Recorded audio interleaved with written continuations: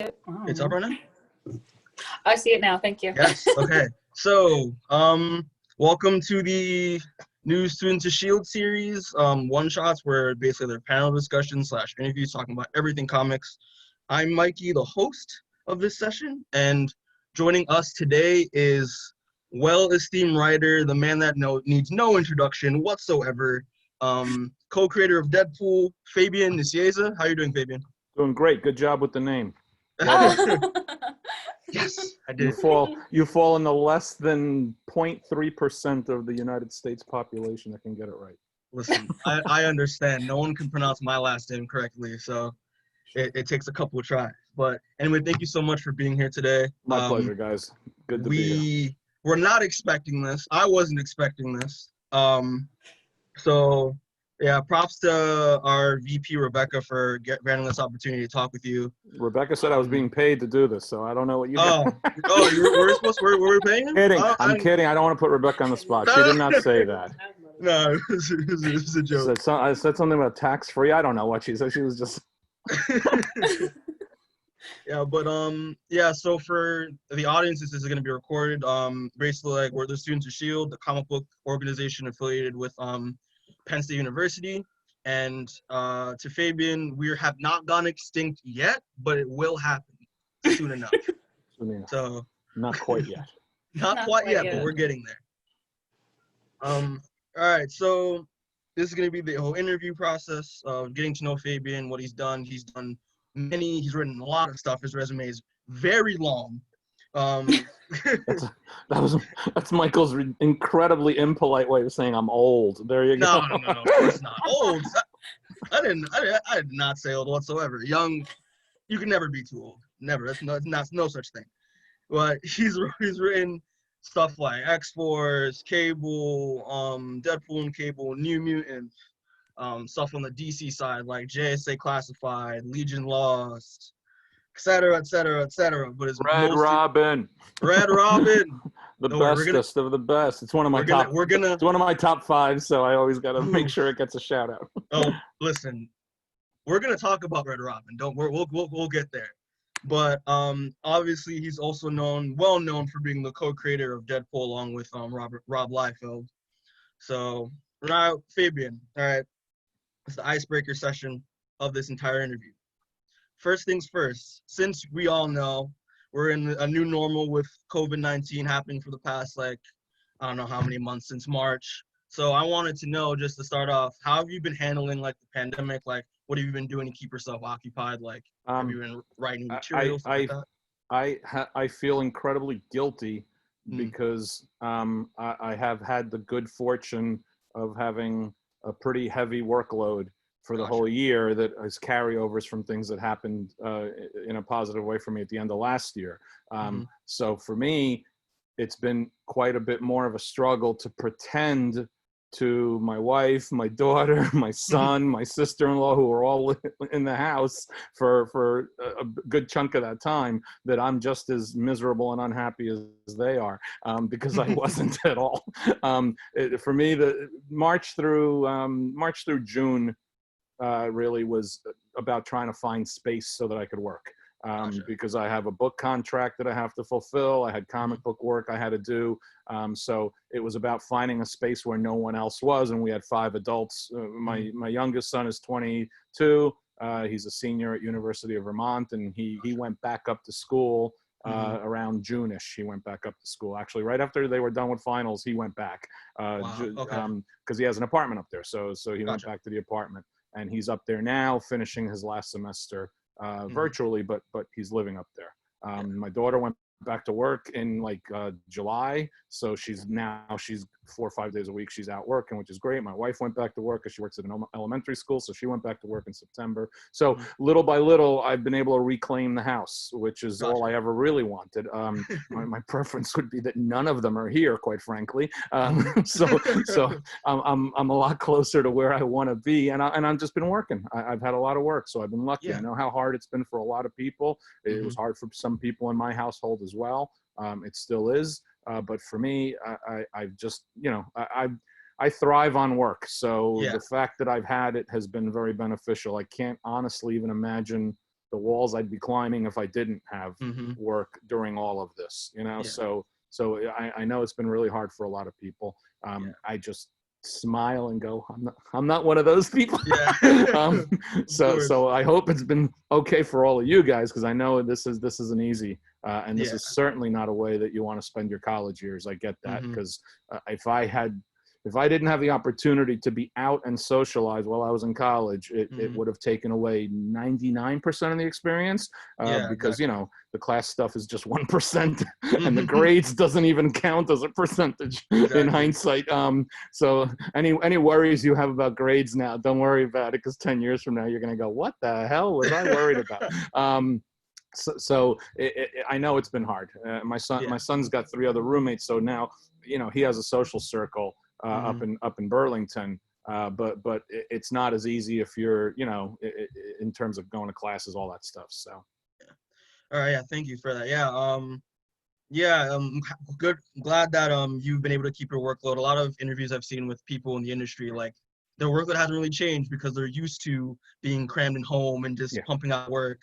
And yeah, good. And I'm a freelance writer, and I Mhm. pretty much work from home. I would go into New York City twice a week usually to work out of an office in New York City on non-comic stuff with a company called Starlight Runner Entertainment. We do a lot of Hollywood IP stuff and all this other side weird work.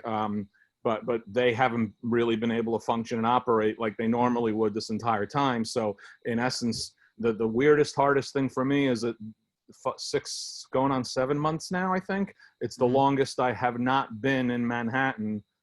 Yeah, In of course. almost Ever 40 since, years. ever since Cuomo cracked down on, Since I graduated, since the week after I graduated college, I've been in Manhattan at least like once a week, pretty much for all that time, you know. And I graduated college in 1783, so that's a long time we're talking about. So. Well, yeah, that's yeah, happy to hear that. That's very good. And also props to your son. We know exactly what he's going through with virtual learning and like the weird thing, like, you know, colleges want our tuition, so they're gonna bring us back on campus and stuff like that for classes. So And he expected to have classes on campus. His roommates do, but it just ended up almost by chance that his classes are all virtual. He's taken I think 2 courses or 1 course, and he's TAing 2 courses. So it's all been virtual for him. Gotcha. Well, good luck to him. I mean, we know the struggle. Yeah, good luck to him. Better be damn well good. You do the damn right. Good luck to him, because he's got 10 credits to go and he's done. And we better have paid our last tuition check. That's all I can say. Son, we need to see a degree. We need to hold up that degree the moment we walk out. I honestly couldn't even tell you what the hell his degree is in. I just want to be done paying tuition checks. Okay. Gotcha. Fair enough. Enough. It's been 10 consecutive years of tuition checks. That's the other thing. You guys don't know. Like back in my day, the school really expected you to be done in 4 years. That was their goal. That was what you were supposed to meet. Nowadays, the schools are trying to stretch it out as much as they can. They're trying to bleed out an extra entire year at all. Yeah, exactly. Because when I went to school, college tuition was only like $6.95 a year, I think, and I mean $6.95 a year. Wow. It wasn't what it is now. I mean, so they're trying to bleed you, and they're trying to stretch you out. And my son needed that extra credit load. He needed 10 more credits, so he should have graduated tech. Should have, in quotation marks, I put in May, but he's stretching it out till December. Gotcha. Yeah. College. Bastard colleges. And, all right, so, and here's my other advice. They're going to ask you for money every single year of your life for the rest of your life. Yes. Don't give them any money, because they already got your money. Okay? Done. Great advice. Unless you're a trillionaire philanthropist who feels like throwing money away, fine. Throw the money away on the university. But they got plenty of money, plenty of endowments, plenty of big check writers. They don't need it from you. Yes. Bastard that entire schools. thing needs to be put on a plaque somewhere. I still get calls from Rutgers alumni like, are you kidding me? I've been out of college for like 624 years. Will you just leave me alone? I'm done. I go to the basketball games. That's enough. There you go. Great. So sorry guys if that noise, it's a helicopter going overhead. Oh, it's no problem. Don't worry about it. We're in a flight path from a place called Sarnoff Research Center nearby. Oh, so wow. Okay. The CEO takes his helicopter to and from every day. And it goes right over the house. Damn CEOs. Bastard CEOs. Anyway, Fabian. So obviously this is a comic book organization. Each and every one of us has a passion and love for comics. So to start off, I want to know essentially your origin story. What got you into reading comics, and how did that influence your writing, and how you got into the industry? So Okay. I am an immigrant to this country. I was born in Argentina. My dad came here because he's had a bone china factory in Argentina. Bone china, these really elegant statues. And he was an engineer, but he loved art. So he wanted to try to create a business that could combine the two. This was all when I was super little. Gotcha. The business didn't succeed. And in my father's excessive drama, he said, if my dreams can't happen here, I'm leaving. And his sister was already living in New York City because her husband was in international banking. So she sponsored him to come up. This is back in the mid 60s. So he came up and he got a job within 6 months or so. And my mother, my brother, and I came up. I was 4.5 roughly when we got here, summer of '66. And one of the first things we recognized, my brother, who's 3 years older, a little more than me, was Batman and Superman. Gotcha. Because in Argentina, we'd been watching the 1950s Batman TV show and the 1940s Batman movie serial on TV. It was on, black and white on TV in Argentina. So we recognized those characters from the TV when we saw them on the newsstand. And we begged our parents, could you buy us a comic? And my parents had to shell out a whopping 12 cents back then. So we started reading comics, and my brother and I always had an interest in drawing because my dad had encouraged that in us, because he used to do paintings, mostly almost exclusively, specifically, and now that I think about it, a little monomaniacally, of clowns. He did clown sketches. He also did clay sculptures, and that he did really, really well. He did some gorgeous clay sculptures.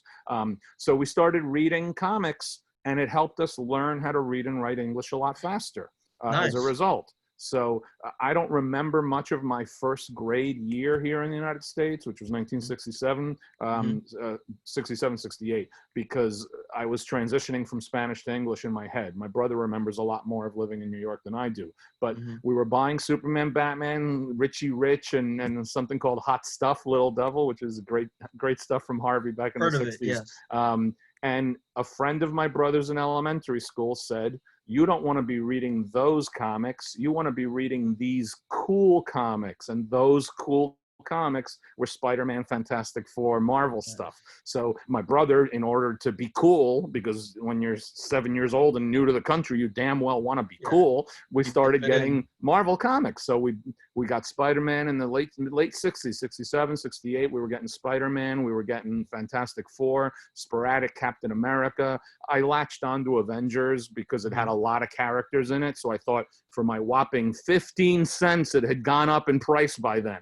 For my 15 cents, I want a lot of characters, not just one or two. So I kept buying Avengers every month, and that was my go-to comic from like 1968 until I got a job at Marvel Comics. And we didn't have a lot of money, and you want to make sure your allowance can go to candy and to the baseball cards and other important things like that. So we would just get a few comics a month, not a lot.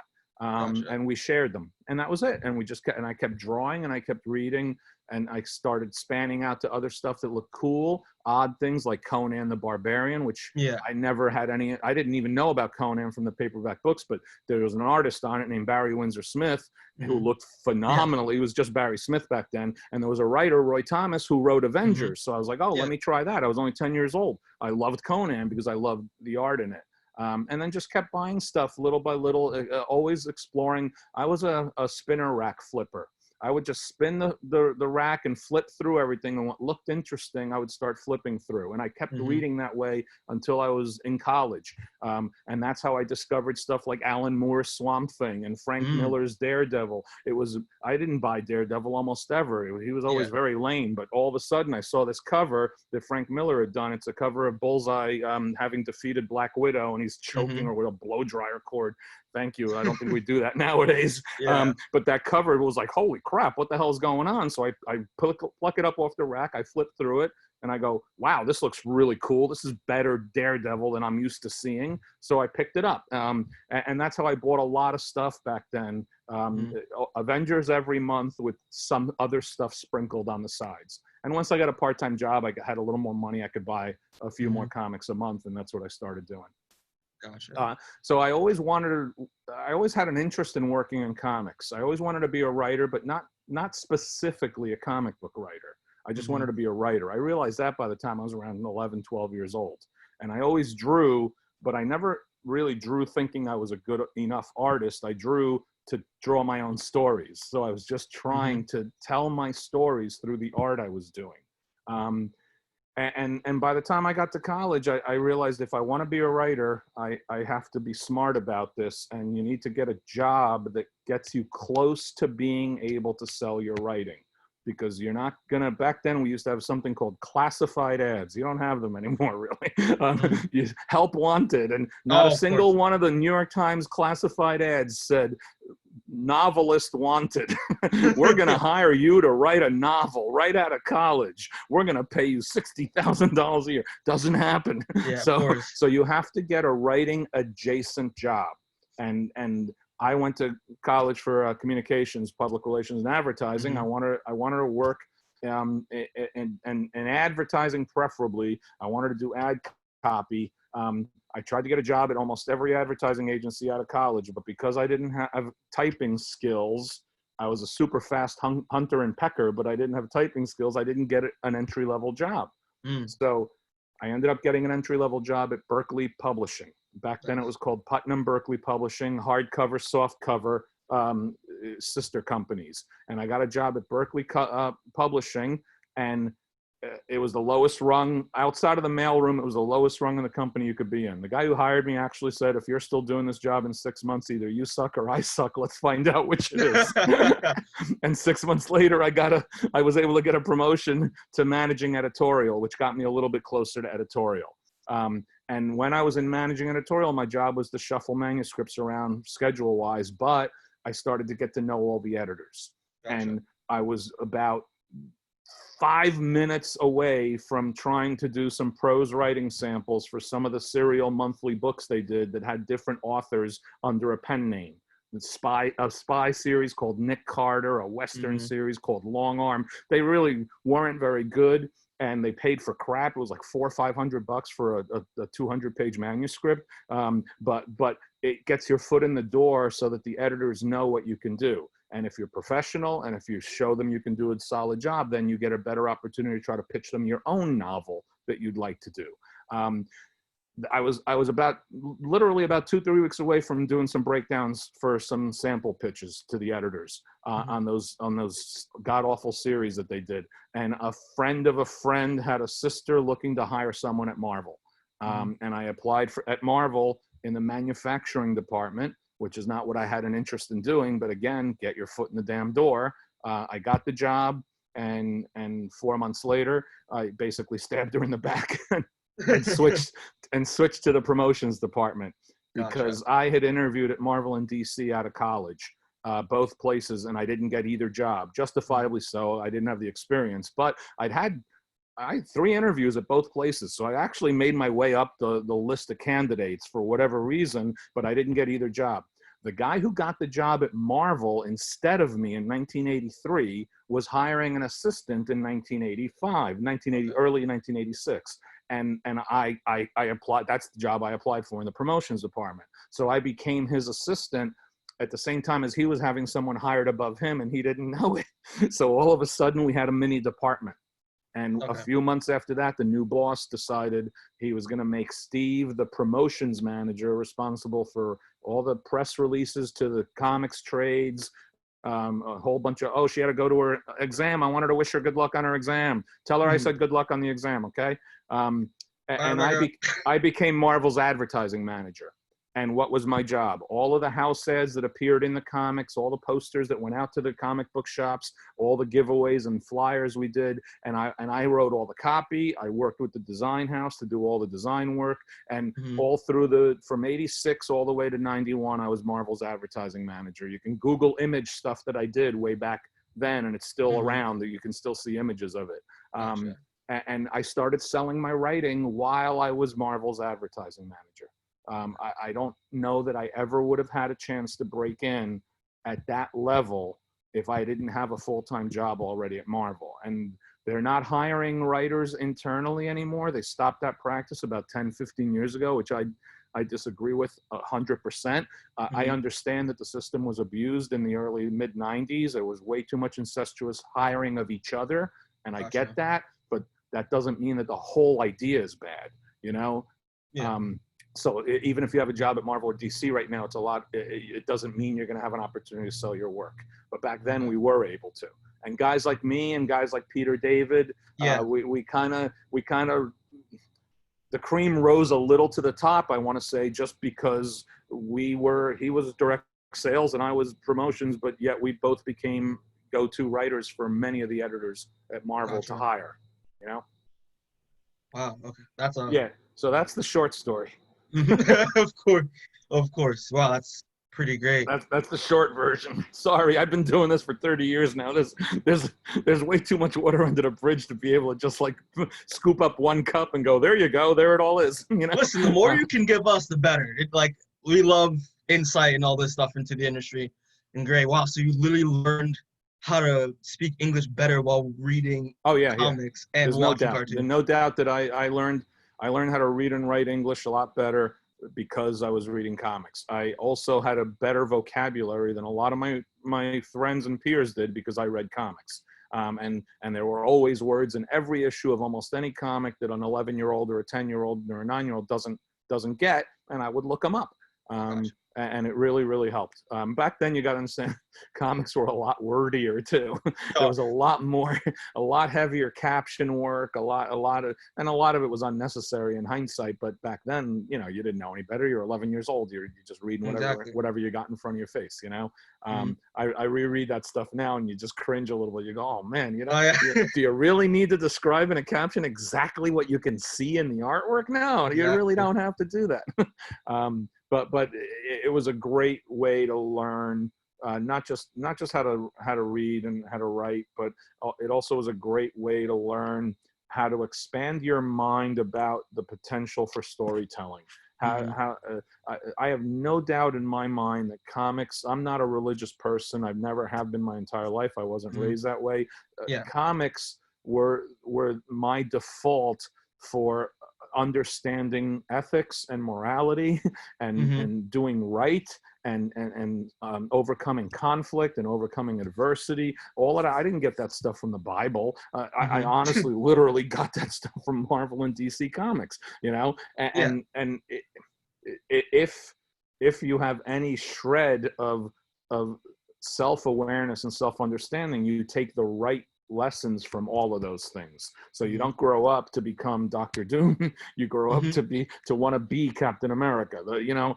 And it honestly disappoints me tremendously right now that such a good chunk of the audience who was 12, 13, 14 when they were reading my stuff in the early 90s have grown up to become Dr. Dooms instead of Captain Americas, because it really makes you look in the mirror and go, what the hell were they reading? Because I know what I was writing, you know. Exactly. But that gets offset because the vast majority of the people that you deal with and talk to got the right messages from what they were reading back then, you know.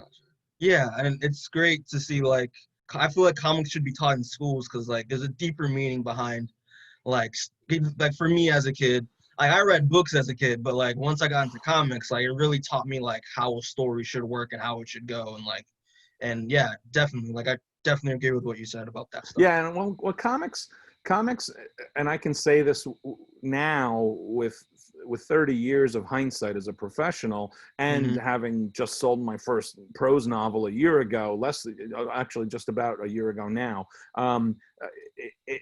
Comics were incredibly helpful for me in terms of my craft because I could apply so many lessons I learned by being a comic book writer onto other formats, other platforms. So I can write an animation script or a video game script or a TV or a movie script because I can structure a lot of the lessons I learned from comics into that. I learned how to write better prose because being a comic book writer taught me how to be leaner and more economical with my verbiage. Anytime I ever tried to write prose in the past, I took the wrong lessons out of it. I tried to be more descriptive, wordier, more verbiage, the more letters, the better you must be writing. That wasn't the case at all. And it took me my first novel to learn that. And now that I'm writing my second novel, it's so tight and lean that it's going to land almost exactly on the final page count that it took me almost a year's worth of cutting for my first book to land on. But Gotcha. I learn, you just learn. If you're a professional, you got to learn your lessons from experience often, and experience better teach you. Because I know plenty of professionals who repeat the same mistakes over and over again, and you know that they hit walls and they struggle. But Gotcha. I've always tried to learn a lesson from whatever level of mediocrity I aspire to. I always try to learn a lesson that Gotcha. I can apply that mediocrity to other platforms with equal skill. Great. So now I want to talk to you about your very long resume, as I said before, but mostly your Marvel stuff. So you've said you've had a long career in working for Marvel, as you said, advertising and stuff like that, and then moving on to writing. So you've worked on many books. So like mostly like your X-Men, X-Force, like your Gambit ongoing like series in '99 that I really like. That I really like what you did because I'm a huge Gambit fan. And Cable and Deadpool, etc. So I just want to ask, like, what fascinates you about the X-Men so much that you love writing these characters? It doesn't. It doesn't. You know, what fascinated me the most about the X-Men was that the royalty checks back then were phenomenally good. The books were selling 600,000-700,000 copies a month during the time I was on them, and those were royalty checks that were going to pay my children's college tuition years before I even had children. Okay. So I did not aspire to the X-Men. I almost sort of just fell into them as a result of circumstances that were going on with the books. I was already writing New Warriors and Alpha Flight Monthly before I even got the New Mutants scripting job. I took the New Mutants scripting job because, quite frankly, for me, scripting off of someone else's plots, all you're doing is scripting off the pages that are penciled, presumably with a plot, presumably. I didn't know that the guy I'd be working with would just draw panel layouts with stick figures and loose notes on the side, and that was my working plot. But everybody works differently, and that's how he worked for his best. That's how he worked, and that's fine. But scripting off of someone else's plot is easier. So I knew the book was going to sell, and quite frankly, it's easy money. Back then, we got 1/3 page rate for plot and 2/3 page rate for script. Plotting was a lot more work for me than scripting because dialoguing was always easier for me. So I figured, what the hell, let me do this extra job because I'm already doing my 2 books a month. Plus I had a full-time job at Marvel still. And then all the image stuff happened. Multiple artists were leaving the titles. Many of those artists were also plotting the books that they were drawing. So that meant that the books were then going to need new writers and new artists. And because I was already there, because I was already working on New Mutants, because I'd already done some annual work for the editor, Bob Harris, I became the X-Men writer, and Scott Lobdell started writing the other X-Men book. But to this day, we're now talking 30 years, Bob Harris has never officially offered me the X-Men title. It just sort of happened. I just sort of fell into it. I'd been reading X-Men since Giant Size X-Men #1, which I bought off the spinner rack, like I was telling you guys earlier. Why did I do it? Not because I love the X-Men. I had a few old 60s X-Men issues, including a great Neil Adams one. But the X-Men were never cool characters back then. They were actually pretty lame and loser-like. But the reason I got Giant Size X-Men #1 is because Dave Cockrum drew it. And I loved Dave Cockrum's work because I'd followed his stuff when he was doing Legion of Superheroes for DC. Once again, flipping at something, going, holy crap, this looks cool. I just loved how Dave Cockrum drew back then. So that's why I got X-Men. I kept getting X-Men because it was good. That is so transitioning from Cockrum to Byrne, the book was fantastic. Chris was fantastic on it. So I also quit reading the X-Men as a regular reader 2 times. I quit twice, and I came back both times because something happened that made me interested in it. And that's to Chris's credit too, because he wrote the book for 17 years and he kept shuffling and shaking up the status quo and changing what was going on. So even if you lapsed as a reader, you saw something that made you go, huh, what's going on over there? Let me look at that because it looks interesting. And this was pre-internet age, guys. It was a lot of it was pre-comic shop days, so we didn't even have access to a lot of the news and information you guys get nowadays. It really was whatever you read in the letters page or in the bullpen bulletins back then, and by sight, seeing it on the racks made you go, huh, what's that? You know, so almost any hunting you had to do as a reader was up to you. It was my responsibility as an interested reader to find things that I was interested in reading, you know, and it made me kind of very, not picky, but very curious about looking at different things and trying different things, you know. Gotcha. So for me, I took the X-Men assignment because I wanted to write Marvel's #1 book. I wanted the royalty checks because the money was good. Even with a full-time job at Marvel, publishing salaries don't pay that great, you know? So when I was Marvel's advertising manager, I think my top salary as the advertising manager was like $34,000, $36,000 a year. Then I became an editor. And I think my salary was 40-something thousand a year as an editor. And this was back in 1990. Gotcha. My first job at Berkeley Publishing that I told you guys about was $9,500 a year. It's literally like the second lowest level you could be at. Once you get to Marvel, huge boost. Yeah. Well, you know, the promotion up to managing editorial made me $11,500 a year. And one of them, besides wanting to go work at Marvel, another important reason is that the job offer was $14,000 a year. So to jump from 11.5 to 14 was like, holy crap, pizza time. I might be able to afford to buy a little food now, you know? Yeah. So you can't kid yourself that if you're in publishing or if you want to be a writer, if you want to be a creative person who wants to do it for a profession, which is different. There's 2 different things, and I respect creative people who want to create. That's wonderful. But I've never had the luxury of being that. Unfortunately, unfortunately, I've always been a professional writer. My very first comic book sale was to Marvel Comics, so I was a professional writer immediately. I didn't get to write for myself until I started my novel. You know, and that was just in 2017. So, and that ended up selling because I wanted to have a purpose for writing it other than just for me, you know. Gotcha. Yeah, of course. My wife didn't want to hear that. Yes, honey, I'm going to take a year to write a book for me. Nah, that ain't going to work.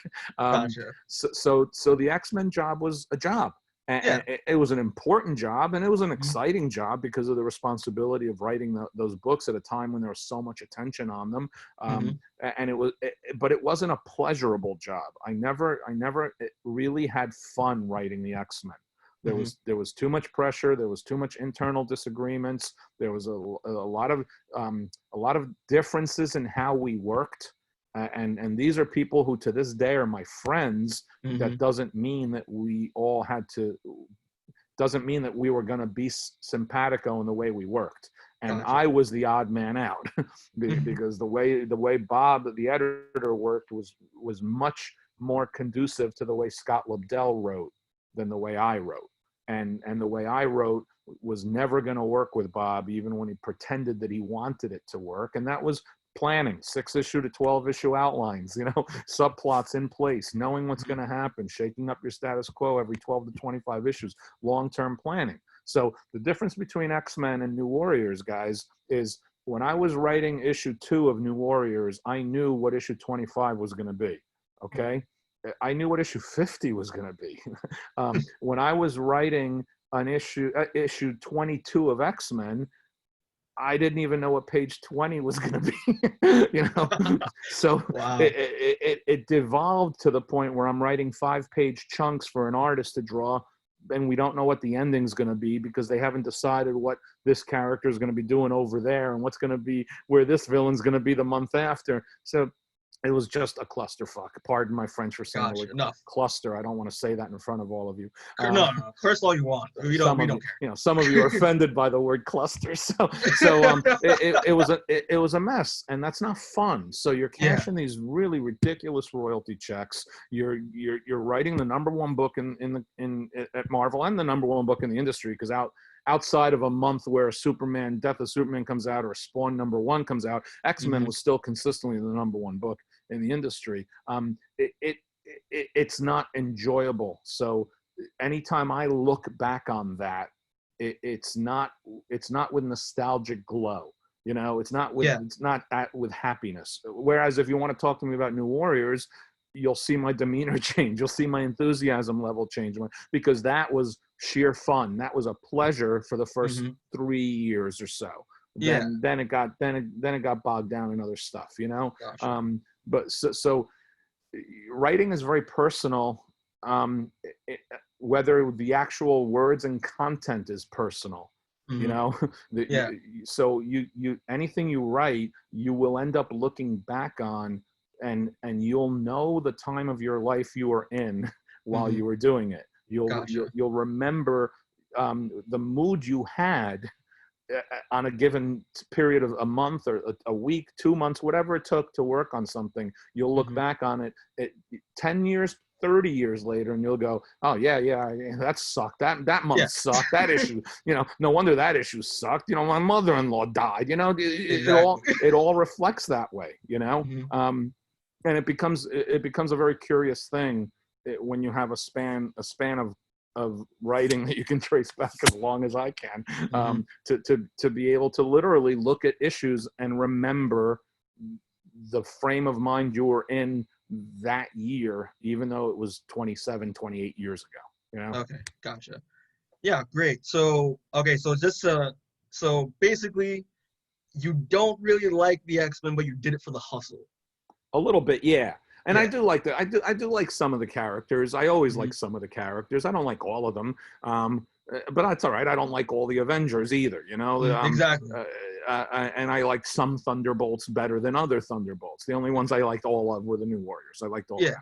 Every one of them were cool. Gotcha. But it wasn't even a matter of that, though.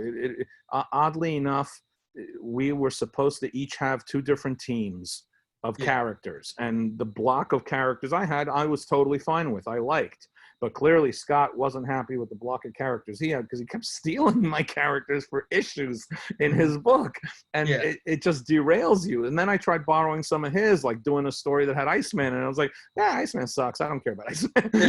So it just became it became problematic, because the difference in my time period writing X-Men versus the opportunity Chris had over 17 years to basically be the authority of what he wanted to do, along with working with an editor. And you always could tell when Chris was working well with an editor versus when he wasn't, because it really reflected itself in the book itself. Chris had the luxury on X-Men that I never had, ever, to really chart the path of the characters and see where they were going to go. So to this day, I still have characters I like. I just wrote 2 of them in something. Yeah, I delivered it to Marvel yesterday. Last night, I submitted 2 scripts for a 2-part story that had some X-Men characters in it. And the X-Men characters that were in it, I like a lot. I like them just fine. You know what I mean? But I know that I won't be able to craft their story for 17 years. That's, you know, that wasn't the case when I was on it, and it's certainly not the case nowadays. You know, I'll be dead in 17 years, for God's sake. So gotcha. So all right, so just to stray away from X-Men real quick, but we're starting to talk about Marvel. So as you mentioned, you said you wrote New Warriors, you love doing New Warriors, and I'm gonna just list a bunch of things you've done real quick. So you've done New Warriors, you've done like Captain America, you've done like some Spider-Man, you've done some New Mutants, what have you. it's a lot easier to list the books I haven't at least written an issue of Yeah. Thor, Fantastic Four. That's pretty much it. I think I've written an issue of just about everything else. Exactly. And also because I worked on a weekly book at DC called Trinity in 2009. Yes. I remember have written just about every single mainstream Marvel and DC character in my career. And I do know that I wrote a Black Panther custom comic for Marvel a couple Souls years of the ago. Machine, right? Yeah. And I wrote a Hulk Thor custom comic for the New York Jets. And I'm a Jets fan, unfortunately, so I wrote it, but I wasn't writing it because I was a Jets fan. I was writing it because I'd never written Thor before. Gotcha. And this was just a couple of years ago. This is like 2-3 years ago. It was the first time I'd ever written Thor in my entire career. And I'm lucky because I got to write the current, more movie-ish version of Thor rather than the old Stan Lee Shakespearean Thor. That's one reason I never wanted to write Thor, because I was terrified of trying to do that kind of dialogue. And when I was working on New Warriors, Mark Bagley had given me a list of a few characters that if I could find a way to include them in the story as a guest star or a cameo appearance, he really wanted to draw some of those characters, and Thor was one of them. And I always avoided it, and I always gave, here, Mark, here's Fantastic Four for an issue. Hey, Mark, here's Silver Surfer for a giant splash page. But I never touched Thor because I never wanted to have to write him. I've written just about every one of them at one time or another. Every one of them. So my question is, like, out of everything you've done for Marvel, which one has been your favorite? I mean, you've mentioned New Warriors. Like, New Warriors is my favorite excited. book to have written. My favorite character to write is Deadpool. When I've gotten to do him, but really it's more because it's therapeutic. It is literally being paid to flush all the crap out of your system out onto a printed page, and have not only people say, hey, we like that was funny, but a company actually pays you money to do it. So when I get to work on Deadpool, anything that's in here, which clearly is occasionally problematic, the filter gets lifted and it all just gets to come out. And it's very liberating. It's very relaxing, because you're allowed to say all the things you might think on a day-to-day basis. Even as you're walking by someone in the street and you look at the outfit they're wearing, you're going, Deadpool would say that out loud. Exactly. So when I'm writing the comic, I get to say it out loud, and they give you a check. So we get money. You get money. So Deadpool was, I mean, the 50 issues I did of Cable and Deadpool probably rank like number 2 for me in my career for favorite runs, favorite projects after New Warriors. And actually, New Warriors is always going to be number 1 because it has an emotional importance to me. It really made my bones. I'd written for Marvel already. I had a monthly comic called Sci-Force that got canceled as part of the New Universe line. I got that book real early in my run. I mean, I wrote 2 inventory stories for Sci-Force, and then they named me the monthly writer, and that was like out of nowhere. But New Warriors was the one that allowed me to prove to readers, to comic shop retailers, and to Marvel editors that I could write. I could write a strong, fun, good Marvel mainstream superhero title. Gotcha. Yeah, actually, as soon as you mentioned like Cable and Deadpool, I remember when I was a kid, one of my best friends in elementary school had a trade, and there was a man with red and black outfit with size on the cover, like surrounded by dead clowns. I was like, oh yeah, the enema of the state. I was making fun of Mark Miller's Wolverine storyline. Exactly, and I was just like, and that was Patrick Zerker did that great parody cover. It was super. I saw that cover as a kid, and I was just like, this looks dope. And honestly, that run of Cable and Deadpool was my first introduction to Deadpool and to Cable. So. And it's a good combination. I gotta look. I'm I'm proud of that book. I'm happy with what that book is. When I got called up to do that book, the editor, Mike Martz, who runs Aftershock Comics now, he called me up. I hadn't done anything for Marvel in 6 months. That's probably the longest I hadn't written anything for Marvel since 1998, when I left Acclaim Comics as president and editor-in-chief of Acclaim Comics. I hadn't done anything for Marvel for 6 months. I was kind of out of favor with the new regime because they were going for the Bendis stuff, a lot of decompressed stuff, and that's not how I wrote, and that's not what I was expected or asked to write by the editors. So they thought I was yesterday's news. They had kind of screwed up Cable and Deadpool in a lot of ways with a lot of the choices they had made, and their books had been canceled. So they were apparently in a meeting, and the president of the company at that time, Bill Jemas, asked, who knows these characters? And one of the editors, I have no idea why they'd be willing to risk their jobs, said, well, Fabian, knows those characters and has probably written them more than just about anyone. And he goes, okay, fine, let's call him up. And I got a call from Mike out of the blue, and I remember it to this day. Do you want to write a book with Cable and Deadpool in it? And I said, like what? Like split book, like Marvel's old 60s stuff, like Tales of Suspense that had a 10-page Captain America story and a 10-page Iron Man story? And he goes, no, the two of them together. And I go, like The Odd Couple? And Mike goes, exactly like The Odd Couple. And I go, Wow. yeah, sure, no problem, piece of cake. And he goes, okay, write me a proposal by next week. I'm like, okay. And I hang up the phone, and I remember looking out the window in my office in the house I was living in at that time. I look out the window and I go, how the hell am I going to write a book with these two guys in it every single month? They're going to want to kill each other. And then I go, oh, wait. There's 6 issues right there. So I knew if you read the first 6 issues of that book, it's me trying to figure out how the hell I'm going to do a book with these two guys in it every single month. Gotcha. And I basically purposefully just spun plates in the air as I was trying to figure that out. Nice. And I did. I figured it out by the second arc. And the reason that they're in the book together is pretty sad. Neither one of them have anyone else. They're both really lonely, really sad, really hurt people. So having them with each other was their strange support mechanism, which isn't all that different from the characters in The Odd Couple. That's what made it kind of quirky. That thematically it was kind of very similar to that. And I enjoyed writing the book tremendously because we were left alone. For a few years, Marvel didn't even know they were publishing a book called Cable and Deadpool. Wow. It was actually surprising. So, I thought free range to do whatever you want. Yeah, they kept paying me, but they didn't know they were doing it. Wow. And our sales never went up too high, and our sales never dipped down too low. They were always just like this rock steady, weird 32,000.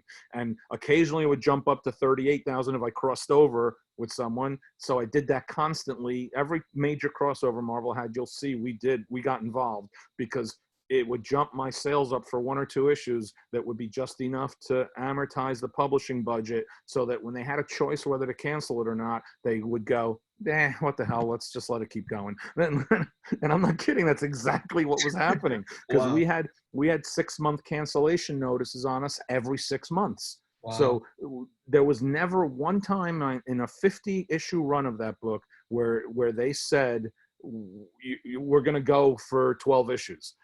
Every 6 issues, we could have been canceled. So if you read the book, you'll see that every arc almost created a point where it could have ended, but they just let it keep going.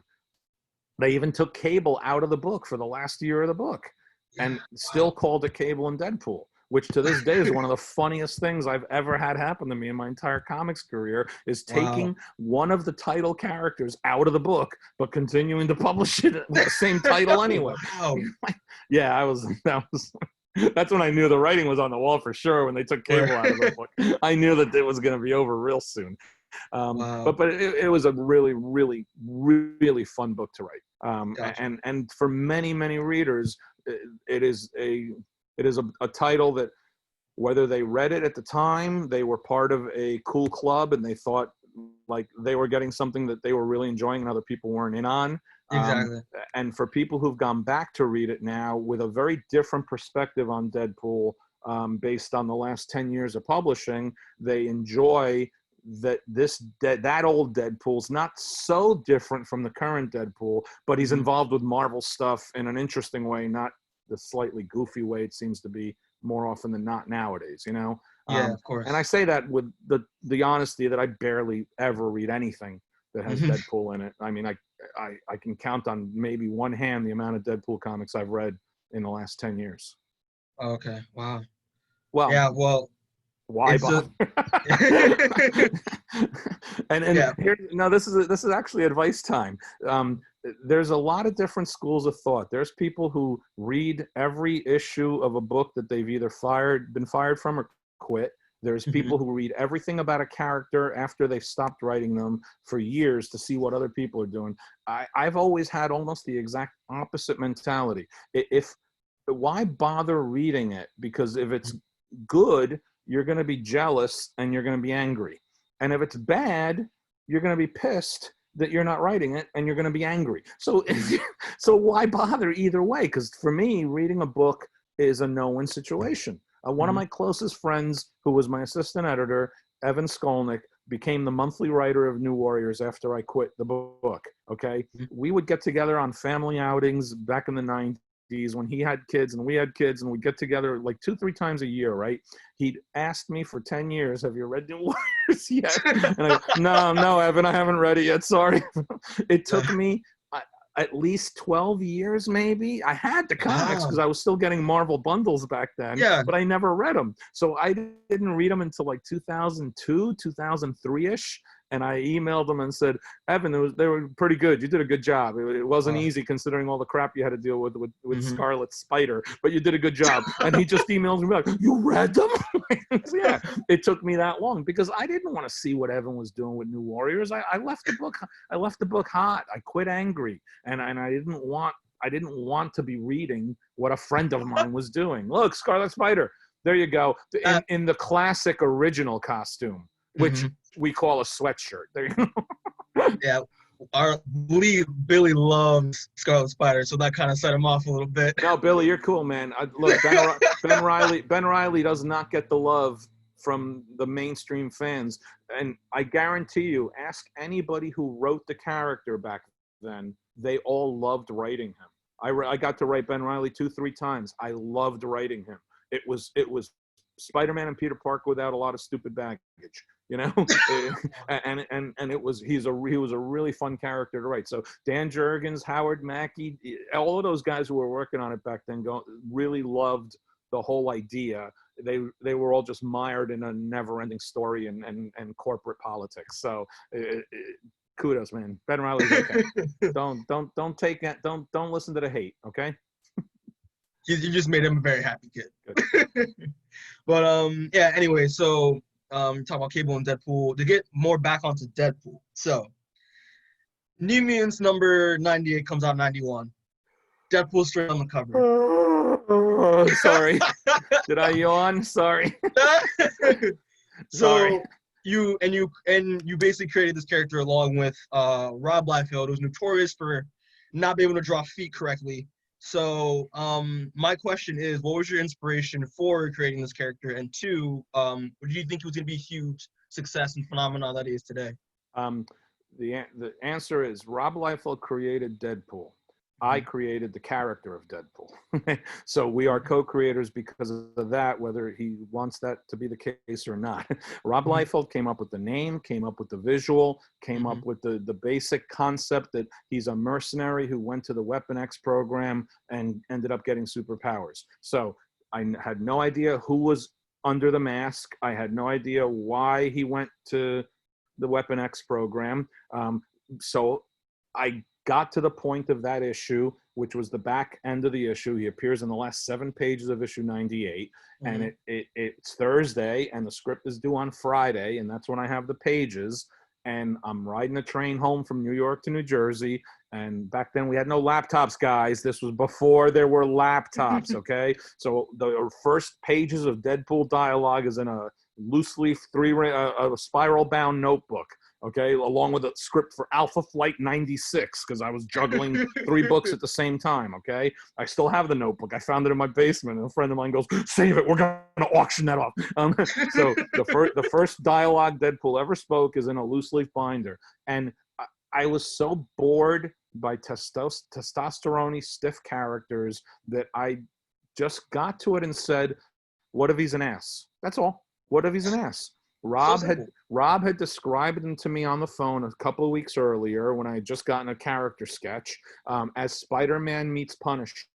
So he meant the way he's going to move and be fast and jump around and be athletic, and he's going to have guns and swords. Okay, Spider-Man meets Punisher. So I said, let's make him a wise ass. Spider-Man's a wise ass. That's different than most mercenaries are. That was it. If you look back, and I recommend after our talk, you reread that horrific issue, and that classic issue, and you reread that section.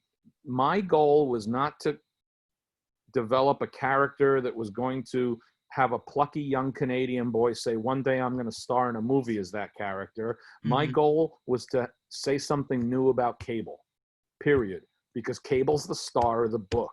Cable's the reason the book has increased in sales over 100,000 copies, and New Mutants 98 increased it even more at that point. So my job is to attend to Cable's needs.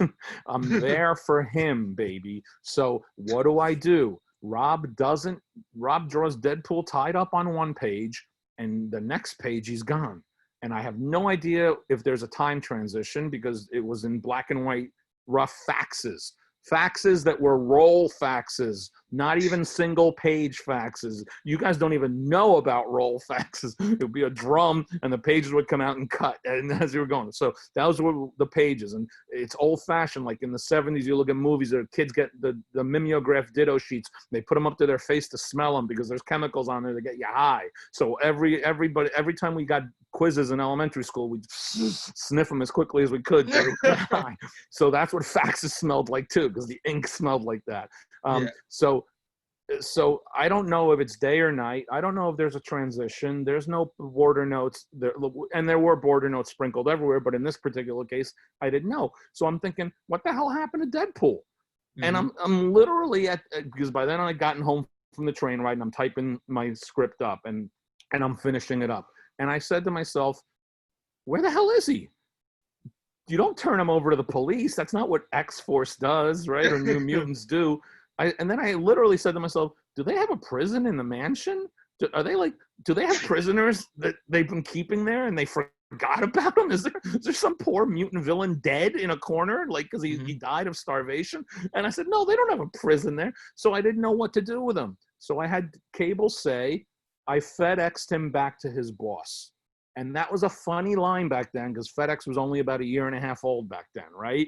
So the idea that Cable would be annoyed about this guy who wouldn't shut up and then has a sense of humor to mail him back to his boss was the whole key to that whole scene for me. And it all happened by accident. So all I get out of it is, yes, Cable does have a sense of humor. It's a little weird, but he has a sense of humor. And many of the readers got that too, because it was literally the first time that Cable had done anything even remotely kind of amusing, or odd or humorous like that.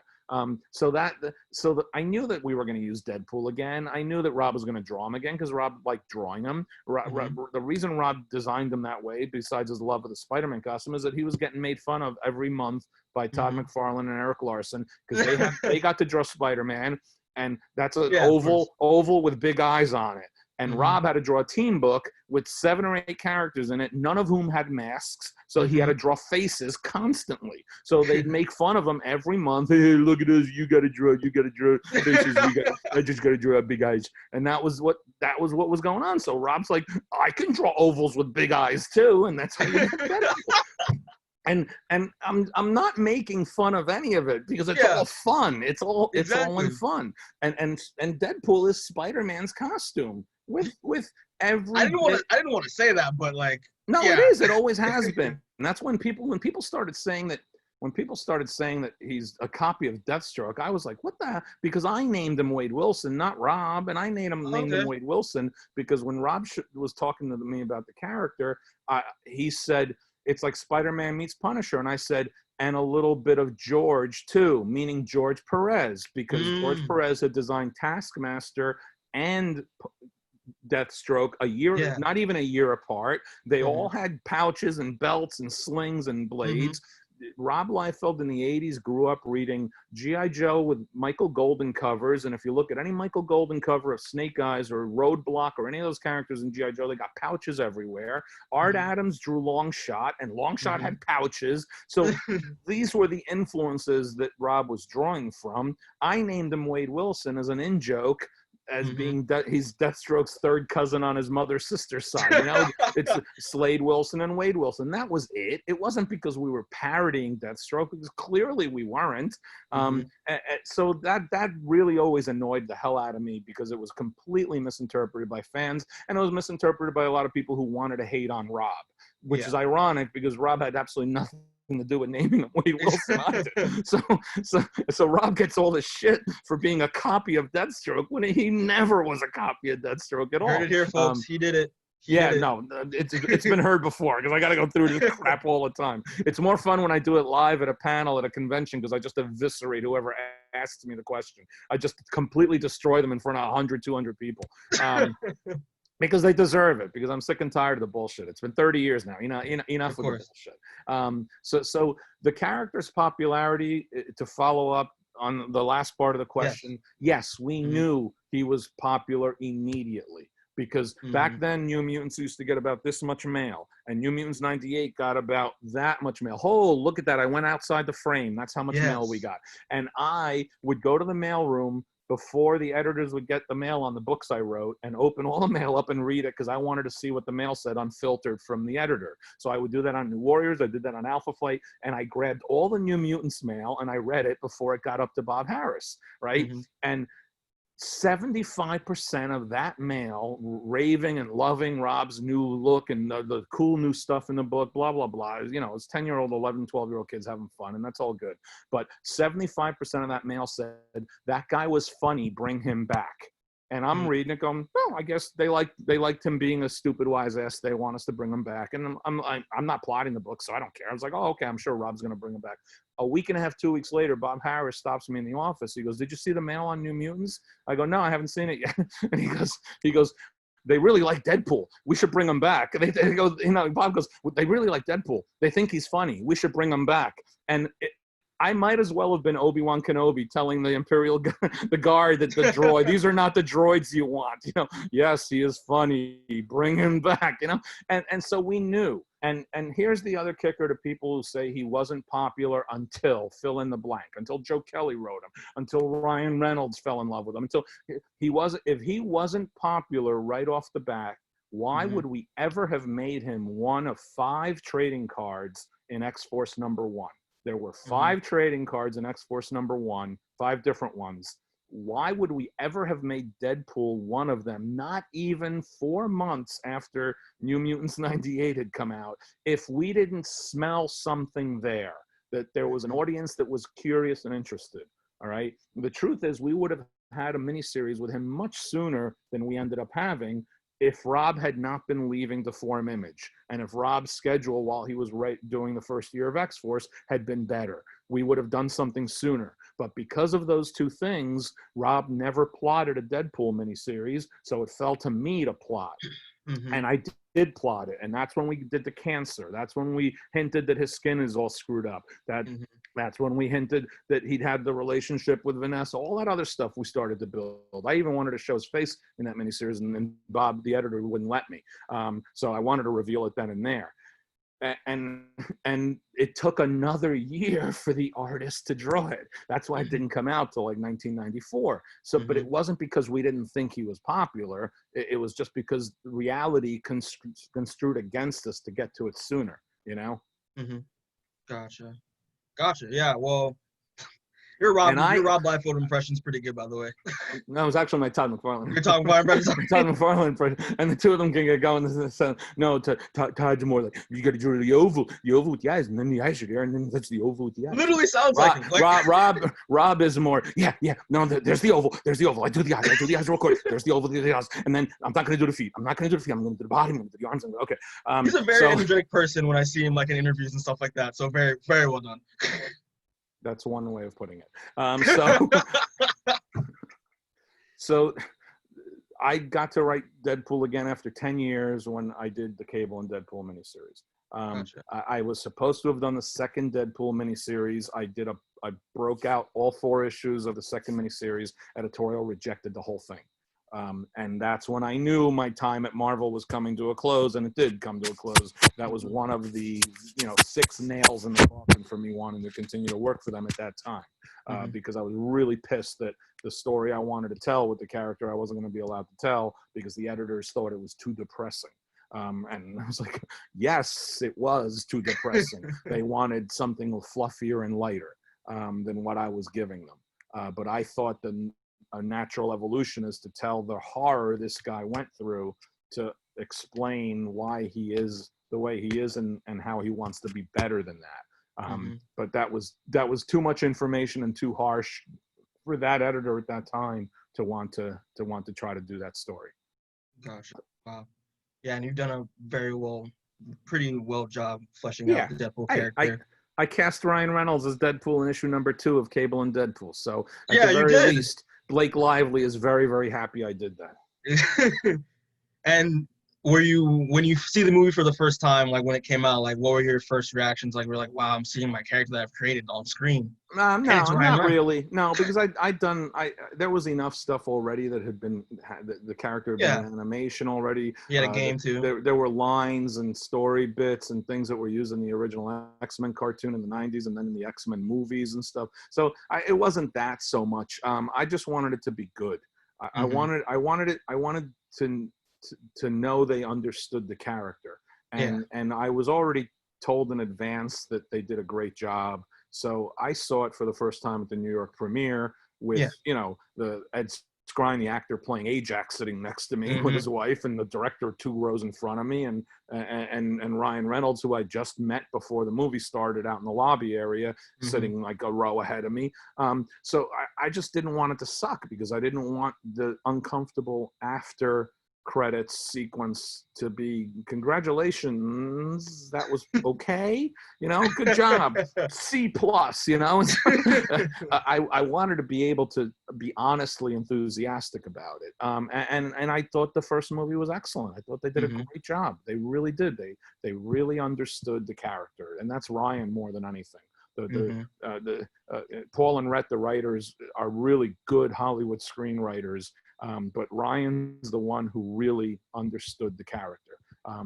Ryan, which is rare for an actor, definitely was willing to give the character flaws, was willing to give the character pain, was willing to give the character loneliness and stupidity and awkwardness, and not be a hero, not always succeed. That's not easy for the star of a movie to do.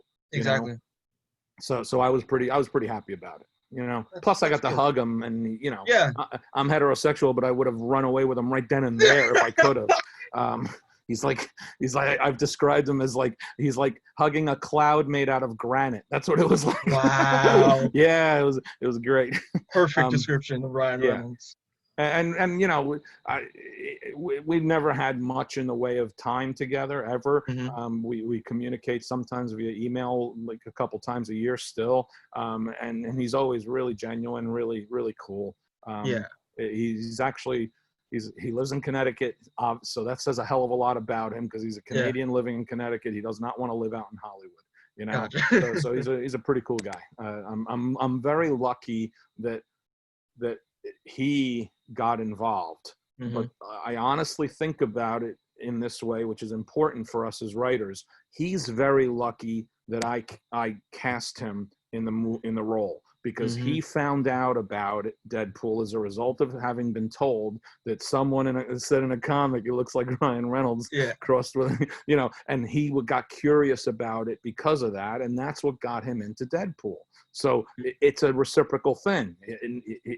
There's no character that he ever could have made billions of dollars off of if Rob and I hadn't created the character. And he never would have been aware of the character if I hadn't thought that actor would probably be a pretty good Deadpool. He's too young now, but he's got the snark, he's got the attitude, and he's vulnerable. So that's good, because those are really important traits, right? And now that he's got 7,000 zeros after his name. It's good, because I've used it to my advantage also now. Of course.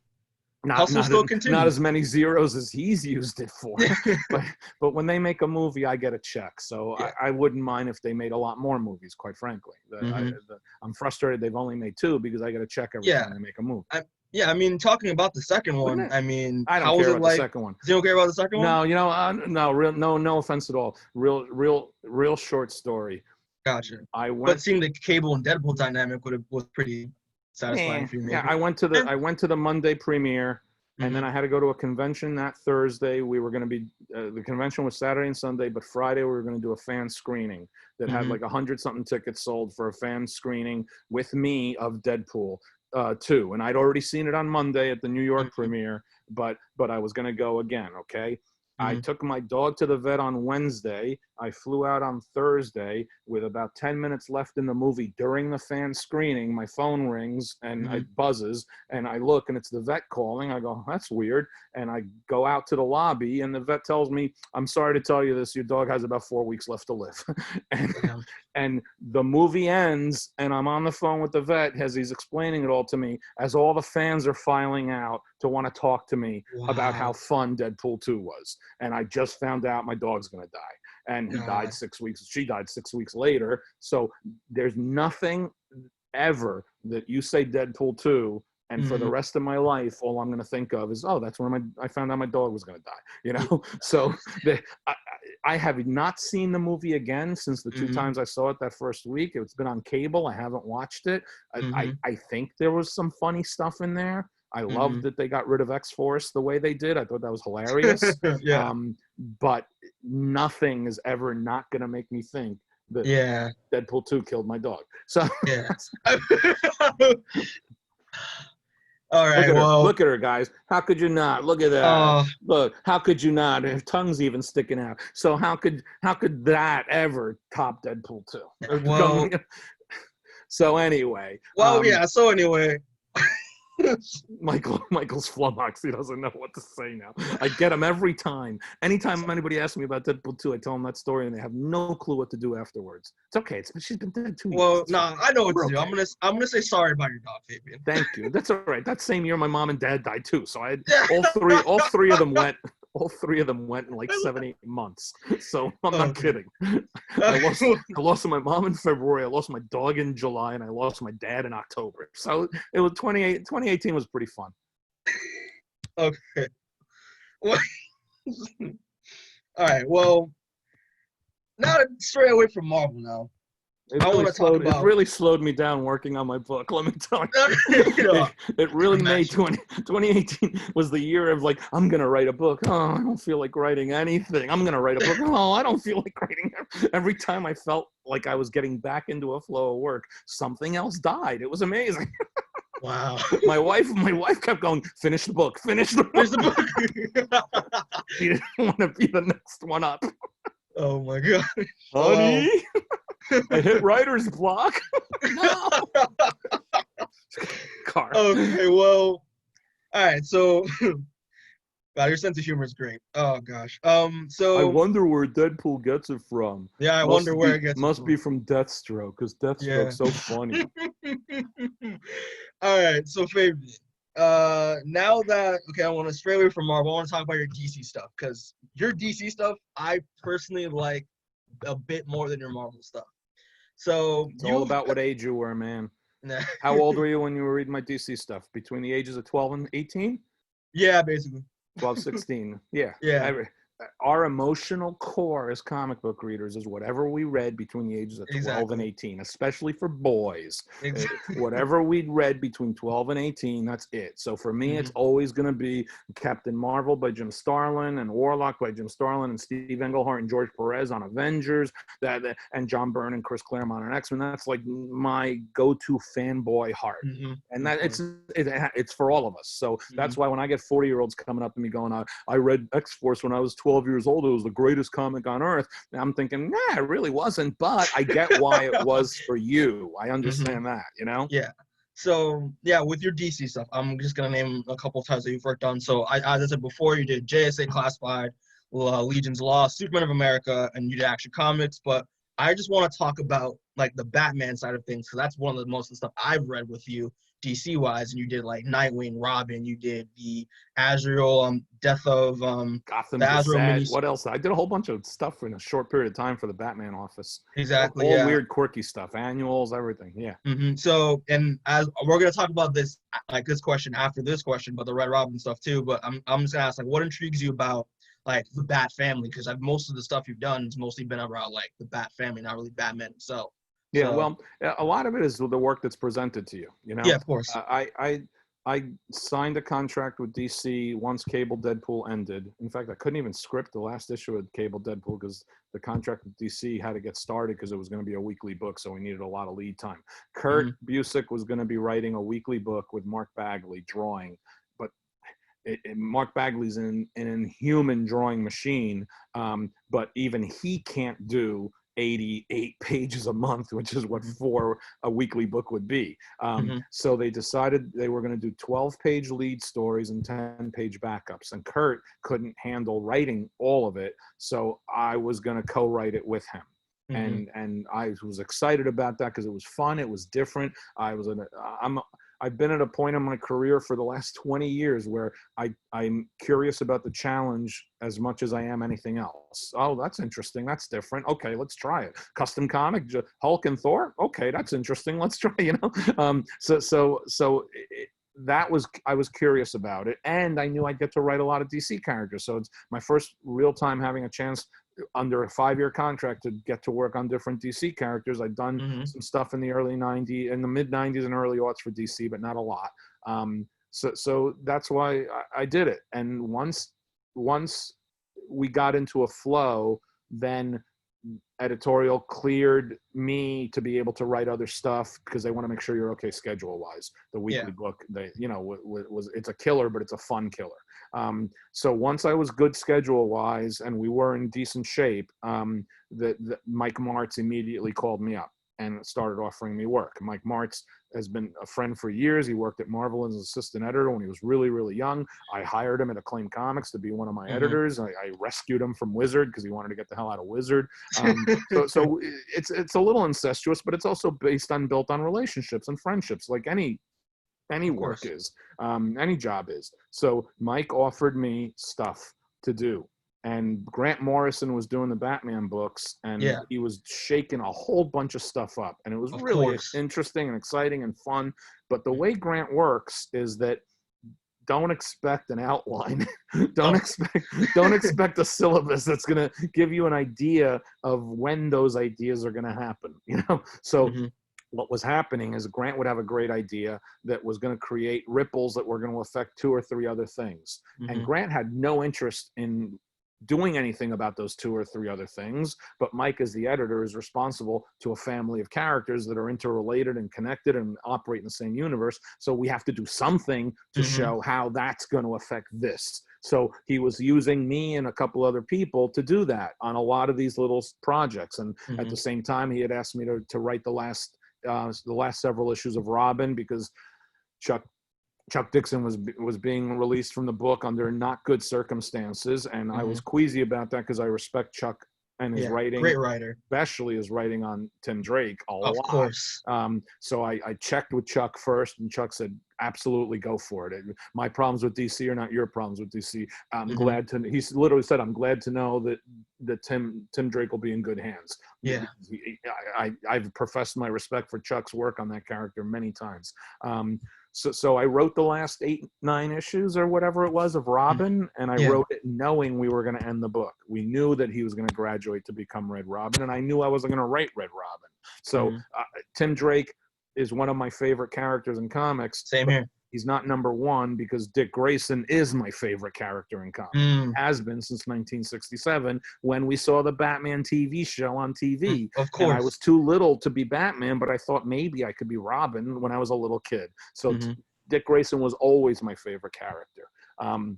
And I got to write 2 issues of Nightwing. So I got to write 2 issues of Dick Grayson as Nightwing. So for me, it was just always, like I said, exploration, something new and fun. Oh, this is fun. This is interesting. This is good. When I got called back to come back to Red Robin, Chris Yost was writing it. And Chris is a really good writer and he's a really good guy, but Hollywood crap was starting to take precedence for him, so he couldn't write the monthly book. And I never thought that I'd get a chance again, but Mike called me up and asked me if I wanted to write it. And I said, I said, did Chris get fired? Is he in trouble? And Mike goes, no. I go, okay, fine, because I don't want to have to keep doing this, you know? So I just took on the book, and my goal was to write the book for 140 issues, whatever would top Chuck Dixon's run on Tim Drake. Of course. That was my goal. And we got New 52, but my original idea, and when I say New 52, it's as if you've had a Buick driven up your ass. That's what New 52 is like. Okay? So when I say we got New 52, it's not just that DC decided to publish some new titles. It's that DC drove a Buick up your ass. So there you go. So I could have written Tim Drake and Red Robin. I had the book. I had the book broken down up to issue 75 already. By the time I was working on issue 25, because when I got the assignment again, the first thing I said to myself is, Tim is smarter than I am, so I have to think like he thinks. So he's a long-term thinker, and he's a planner, and he's an organizer. So whatever he's doing in issue 20, he's doing it because he knows issue 60 is going to be the payoff for that. And because the character is smarter than me, I have to respect that and prepare for it and plan for it. So you do a breakdown on a loose leaf piece of paper, and you just write the issue numbers, 1, 2, 3, 4, 5, or in this case, 13, 14, 15, 16. And you know that every anniversary issue, 25, 50, 75, 100, has to be an important issue. And you know that every 12 issues roughly is a bit of a status quo shakeup, because that's 1 year of publishing. So it's almost a bit of a math problem that becomes a creative opportunity. Those issues become your light posts, or your lighthouses. Those are the ones you're looking for. They're the beacons that you're striving towards. So you have to do things to shake it up and manipulate it so that when you hit those issues, big things are happening.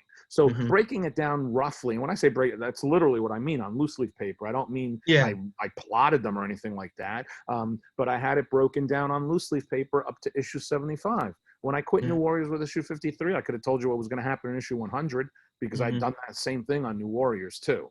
I don't do it anymore, and don't recommend to anybody. If you ever work for Marvel and DC, don't bother plotting or planning more than 3 or 4 issues in advance, because every book now is a limited series whose length has yet to be determined. Gotcha. Yeah, that's wonderful. And also your Azrael, I really dug as well. Your Azrael, Michael Lane, Azrael. So I just want to talk a bit more about. I'm so happy like that. You, even from what you said just now, like earlier, that you're like a really big Tim Drake fan, and I'm a huge Tim Drake fan. He's one of my favorite DC characters.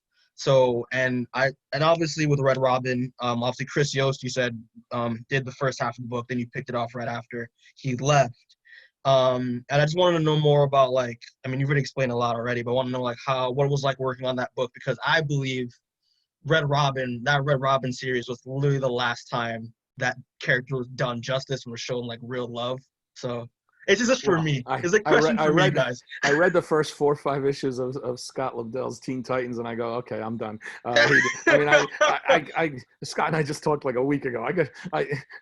We can make fun of each other where we disagree 100% with what the other one's doing, and we don't get really angry at each other. And he was clueless about DC characters, so he was clueless about. I mean, he apparently wrote Red Hood for like 100,000 issues or something. Yeah, he did. But and kudos to him for doing that, because I can't imagine anybody wanting to continue to work with him for that long. But as far as Tim Drake and the Titans are concerned, he was clueless.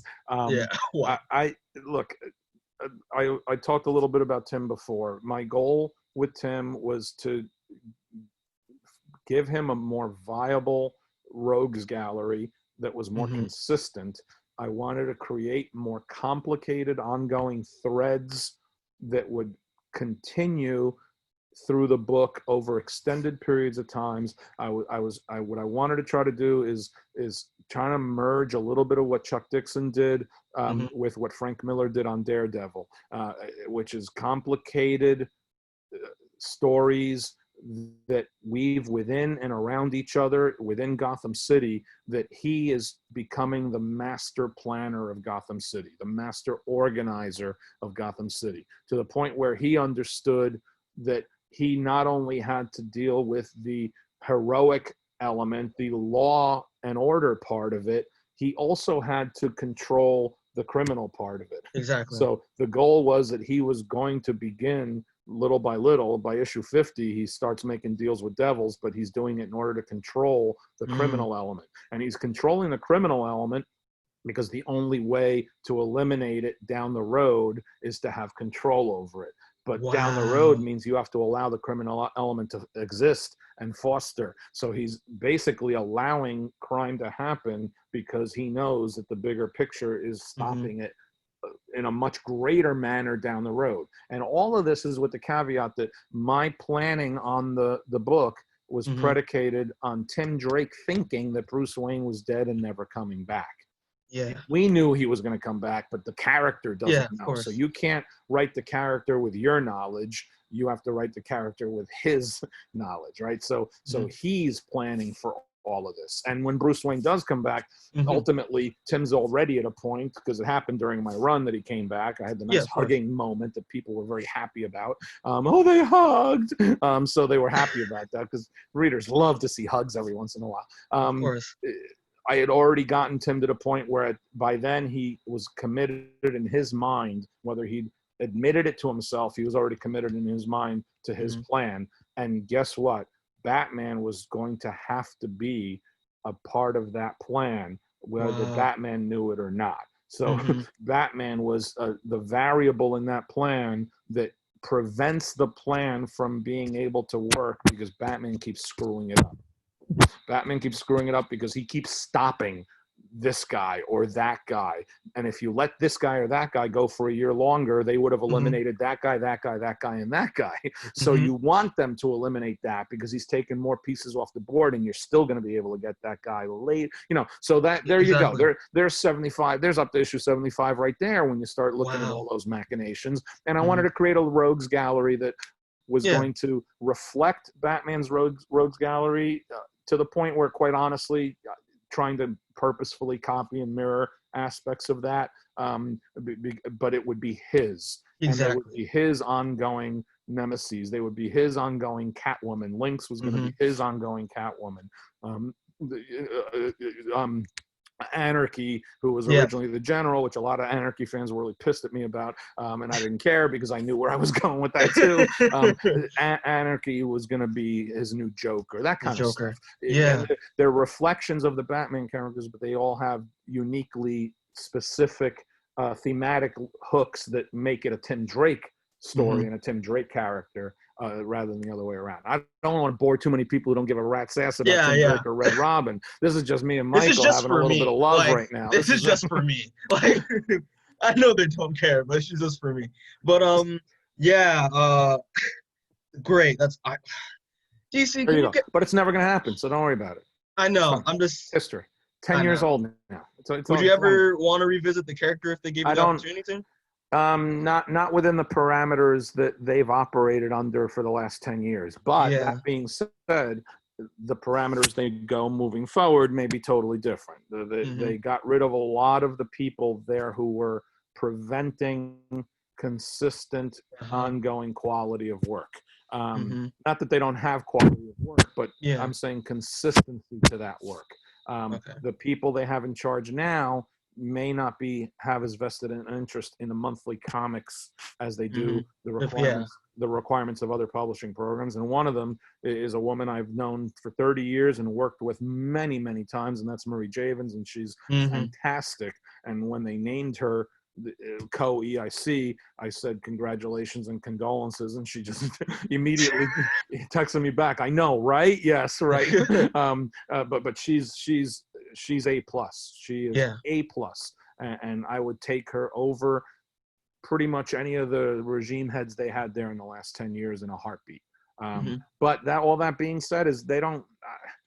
I'm not writing Tim Drake again. If they're gonna do anything with Tim Drake again, they're gonna hire a 20-something, writer, early 30 something writer, and I get that, and that's fine. Yeah. There's nothing that's okay. Mhm. Could I do it? Yes, but Yeah. would they ask? I doubt it. No. Yeah. You know. Yeah. Okay. Yeah. I mean, it makes sense. I mean, I'm just happy to have shared that geek out of Tim Drake one with you because I don't like the way they're doing him in the comics right now. I really don't. And it's just like Everyone's happy for you, also, Michael, except Diego. He's not that happy yeah. right now. But all right. So moving forward, I want to talk about briefly. I love independent comics. Like I've been reading a lot more independent comics in the past couple years of my comic book reading career. And while doing my research, I've noticed that in a book called God Woke that won a independent publisher book award for independent voice with Stan Lee and your brother Mariano, who I had the Yes. pleasure of meeting because I've Oh, done did some you? work with Mar. Yeah, Oh, yeah. cool. I did some sketch cards with Mariano for Dynamite. Okay. Yeah. Yeah, my brother's working for Dynamite now. He's worked at Marvel. He worked at Ziff Davis Publishing for a long time in the 80s.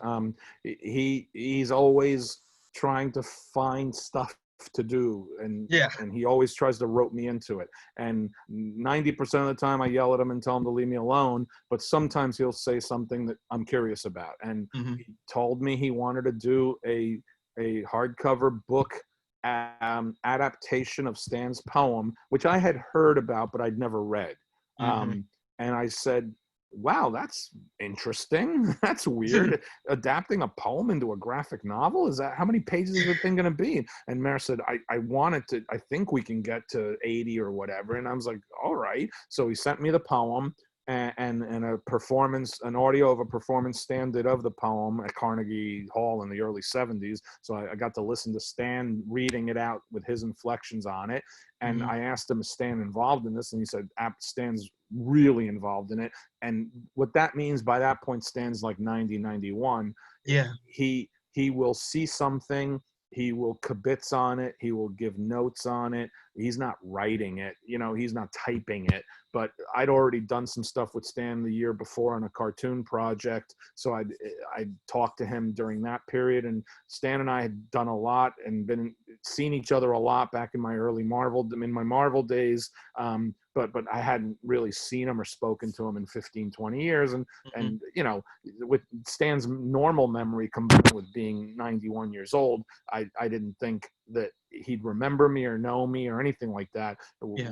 We got on the phone and he goes, "Fabulous Fabian, how are you?" So here I am thinking, does he remember he called me Fabulous Fabian back in the early 90s? Or is he just completely bullshitting me and just making it all up right now?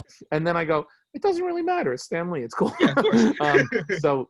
So Stan basically reviewed the plot breakdown to make sure that I was visualizing it in a way he wanted. His comments were to make it more bombastic and more Kirby-like. Literally, those were his comments. He wanted it to be POW, and I didn't know for sure if he wanted it visually adapted in a more realistic way, but he didn't. He wanted it adapted in a cosmic way. And my brother was responsible for all of the art or supervising the artists who were doing work, and a lot of it was pastiche stuff. A lot of it was Photoshop compilations and combinations of things. I got to be honest with you, based on the fact it was my brother doing it and the fact that it was such an odd idea, I thought it came out so much better than I ever expected it was gonna. I was so pleasantly surprised by it, and Stan was so proud of it. We signed together at San Diego for like 45 minutes, and I was happy that it was a lucid period for him because it was early enough in the morning. It wasn't later when he got really tired by then. My mom had Alzheimer's, so I watched her deteriorate over the course of several years. I know at that age how quickly your mind starts to deteriorate and how your body starts to break down, and I respect it and understand it. So any dealings I had with him, I knew there were going to be good Stan days and bad Stan days. But within the context of anything I was working with him on over that 2-year span, and that was just 2017, 2018, I think it was. What I found phenomenal is when he was on, it reminded me of Stan from the late 80s, early 90s. Like I did some dialogue on this animated, not really cartoon, it was animated art that we were doing for this Hollywood Reporter thing with some characters he created for a cartoon, Cosmic Crusaders, Stan Lee's Cosmic Crusaders. And I handed in dialogue for this like 3 to 5 minute interstitial bit, and he literally on the phone is reading the dialogue while he's on the phone with me. I found out later that they blow it up really big so that he can see it because his eyes were really bad. Yeah, of course. And he's saying, this line would be funnier if you said this, blah, blah, blah, and he says the line, and I go, you're right, it would be funnier. I said, Stan, you bastard. I said, like, you're sitting here coming up with lines that are better than the lines I'm coming up with. You're not supposed to be doing that anymore. And he goes, what can I say? I'm just fantastic. And they, okay. So it was kind of nice. I felt good that I got to work with him at the end of, you know, his ability to work on things. I'd worked with him on several things back in the late 80s, early 90s. I spent a lot of time with him in a non-performance aspect, lunches and dinners where he got to just be himself and not be the performer. I had dinner with him the night of the Los Angeles riots. Me and Stan and Tom DeFalco, the editor-in-chief, and Mike Hobson, the publisher. We had the night of the LA riots, which was when the Rodney King verdict came of course, down. The morning, I had a meeting with James Cameron at Lightstorm Studios. We all did.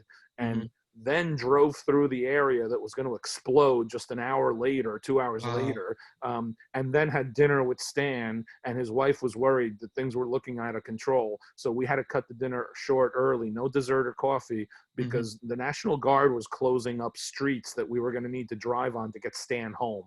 So, so that's how surreal that was, you know. You know, and Stan's in the car as we're driving home going, a lot of sirens, a lot of police. Yeah, Stan. Yeah, the city's blowing up, Stan. But you don't want to tell him that. so we got him home, and his wife Joni's like, thank you for getting him home. It's really getting horrid out there, isn't it? And we're like, yeah, not where you are. Don't worry about it. Yeah, chances are pretty good you're going to be okay. Well, meanwhile, we have to drive back to the hotel, which is a block away from the Beverly Center, and they're rolling out tanks to protect the Beverly Center. Because we do need to protect our retail stores. Exactly. Oh gosh. All right. Well. So yes, God woke. Thank you. That was an interesting one. It was an interesting one that I'm pretty proud of. I'm pretty happy to have. And it's great that you've got a chance to like work with Stan, obviously, when he was still here with us. But yeah, great. That sounds like a great opportunity. I mean, now I might read it. I'm probably gonna read it. Good idea. It's pretty. It's interesting. It's odd. It reads so differently without the art, because the art isn't reflective of what I thought in my head as I was reading the original poem. It really is Stan trying to write something that in which he's exploring his own uncertainty and his own insecurity about stuff. And it's the opposite of the Stan you read in Marvel Comics, and to me, it almost reads like the words and the art don't work well together. But Stan had a vision of what he thought Marvel Comics should be, and that vision almost never faltered. It was always going to have Kirby Crackle, no matter what. Everything was going to have Kirby Crackle. I just love that this generation understands what I mean when I say Kirby Crackle. So thank you. It's no problem. I mean, Kirby Crackle is wonderful. It looks great. Pops off the page. All right, so moving on. I just want to Mikey, I think this would be a good time to open it up to everybody. Yeah, we're gonna run out of time soon. Yeah, we're gonna run out of time. Yeah, we want to be a good time to open up to anybody who has any quick questions that they want to ask before we say goodbye to for the night and everything. Okay. So Yeah. Anyone has any questions? Lee, go ahead. Billy, go ahead. Okay. So, I have not read your work on New Warriors, but I have read what came after you, and to say that those books are good would be a lie. To say those books were not good would be your subjective truth. That doesn't make it a lie. Although I don't disagree with you per se, but I have not read any of them, so I don't know. I didn't read reality show New Warriors. I didn't read Kevin Grievous's New Warriors run. I didn't read Chris Yost's. There was a 1 year of New Warrior, the New Warriors book. So I can't speak to those books qualitatively. I probably wouldn't badmouth fellow creators or professionals anyway, but I would say it wasn't my cup of tea if I didn't think it was good. So what was it about those books you didn't like that make you in any way, shape, or form think that you wouldn't like mine? Oh, I didn't say I wouldn't like yours. My question was implied. How did you feel? I don't know if you read Civil War. How did you feel about it when you found out like that they did that to the New Warriors? And how do you think you would have handled it differently if you had still been writing them at that point? The way I felt about it is I was given a working draft of Civil War #1 before it was even finished by Tom Brevoort, because I'd be crossing over with it in Thunderbolts at the time. And I read the first 10 pages and I called Tom up and he said, that was faster than I expected. And I said, what the fuck? And he goes, I know. And I said, what the fuck? And he goes, I know. And I said, what the fuck? And he said, it's done. It's a done deal. And he said, I know, because Tom edited New Warriors too. And I said, fucking idiots. I said, they're clueless. And I meant Bill Jemas, I meant Joe, and I meant Mark Miller. They're clueless, because they were clueless. They never read an issue of New Warriors in their life. They thought New Warriors was Scotty Young's reality show, New Warriors. They were clueless. So you know what? Well, you know what I thought? I thought, they're idiots. What are you going to do? You know? So the New Warriors that I wrote would never have gotten themselves into that situation in that way, because they weren't idiots. That doesn't mean they don't make mistakes. That doesn't mean you can't generate dramatic conflict. That doesn't mean that they could get in a situation where something happens unexpectedly, but not for the way it was presented, not for the reason it was presented. And certainly not with the ridiculously contrived and unfair ramifications after it happened. Because the truth of the matter is that you can look back on Marvel Comics history where 5,000 much more horrific things happened as a result of superhero adventures, and the public outcry didn't generate what the Civil War thing. So it was a story in search of a need to be a story. And they manufactured that. And that's a problem I have with a lot of Mark's plots, is that manufactures the reason, regardless of whether it makes sense or not, in order to get to what he wants to do. And what he wants to do is to have the superheroes fighting each other because they're on opposite sides of an issue. Doesn't matter if the issue makes sense. Doesn't matter if they haven't resolved these things in their past before, which they have multiple times. But what was important is making sure you got that Captain America punching Iron Man thing, because that's how I think Mark thinks as a writer. So it was all the wrong ways to write a big Marvel event in my mind. And it sold through the roof, and it affected an entire generation of readers and creators. So kudos to them. Does that answer the question, William? Does that answer the question? Anybody else have a little question? Anyone? Matt? You look nervous. Go ahead, Matt. I'm a little nervous. How dare you? We just spent 2 hours together. How could you be nervous with this? Look, my head's on fire. I look like I'm in red glowy world over here. I could pick your brain, I think, all night, but clearly we don't have time for that. So I'm gonna try and keep it brief. You guys are college students. What else do you have to do? I'm the one who should have a busy life. I could be watching the Jets lose right now on Thursday Night Football. You guys are college students, and you're not allowed to go to a bar, for God's sake. Okay. But I guess I'm sure you get this question a lot, but I'm really interested to hear your perspective, because based on the 2 hours we've had to get to know each other, and by me get to know you, you seem very pragmatic. And so I'm interested in what do you think the best course of action would be to take Nick Spencer's job? I want to write Nick Spider-Man. Spencer, the writer of Spider-Man? I want to write Spider-Man. All right. The first course of action would be pragmatically realizing that Nick Spencer won't be writing Spider-Man by the time you're ready to take on the book. Right. At the end of the day, although the world has changed drastically in how you can prepare and disseminate content, okay, Yep. the way that content gets noticed and how that results in jobs hasn't changed, okay? So John Romita, and that's not John Romita Jr. to you guys, okay? And it's not John Romita Sr. It's just John Romita because he was first. And he's also was a co-worker and a person I admired since I was 7 years old, and I got to work with him for years, which was amazing. Phenomenal. Because he was the art director and I was the advertising manager, so I had to run stuff by him constantly.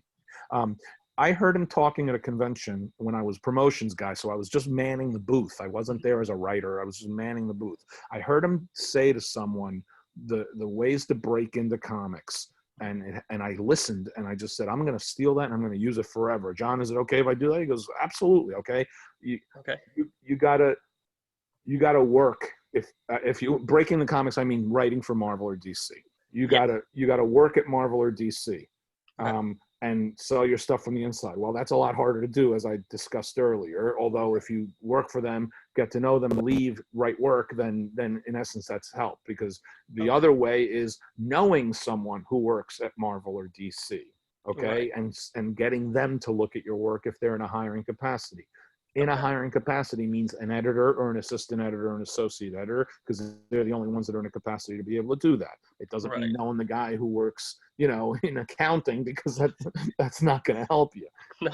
In fact, accounting's going to be scared to talk to editorial because, they're weird over there. The next thing is to know an artist who works for one of the big companies and have an artist say, I'd like to draw this guy's story. And they go, yeah, okay, that's great. Okay. The next one is to be an artist that has successfully shown you can draw work. And then they notice that and go, yeah, well, you want to give it a shot at writing? Okay, go for it. The next is building a body of work outside of Marvel and DC that draws the attention of someone at Marvel or DC where they offer you work.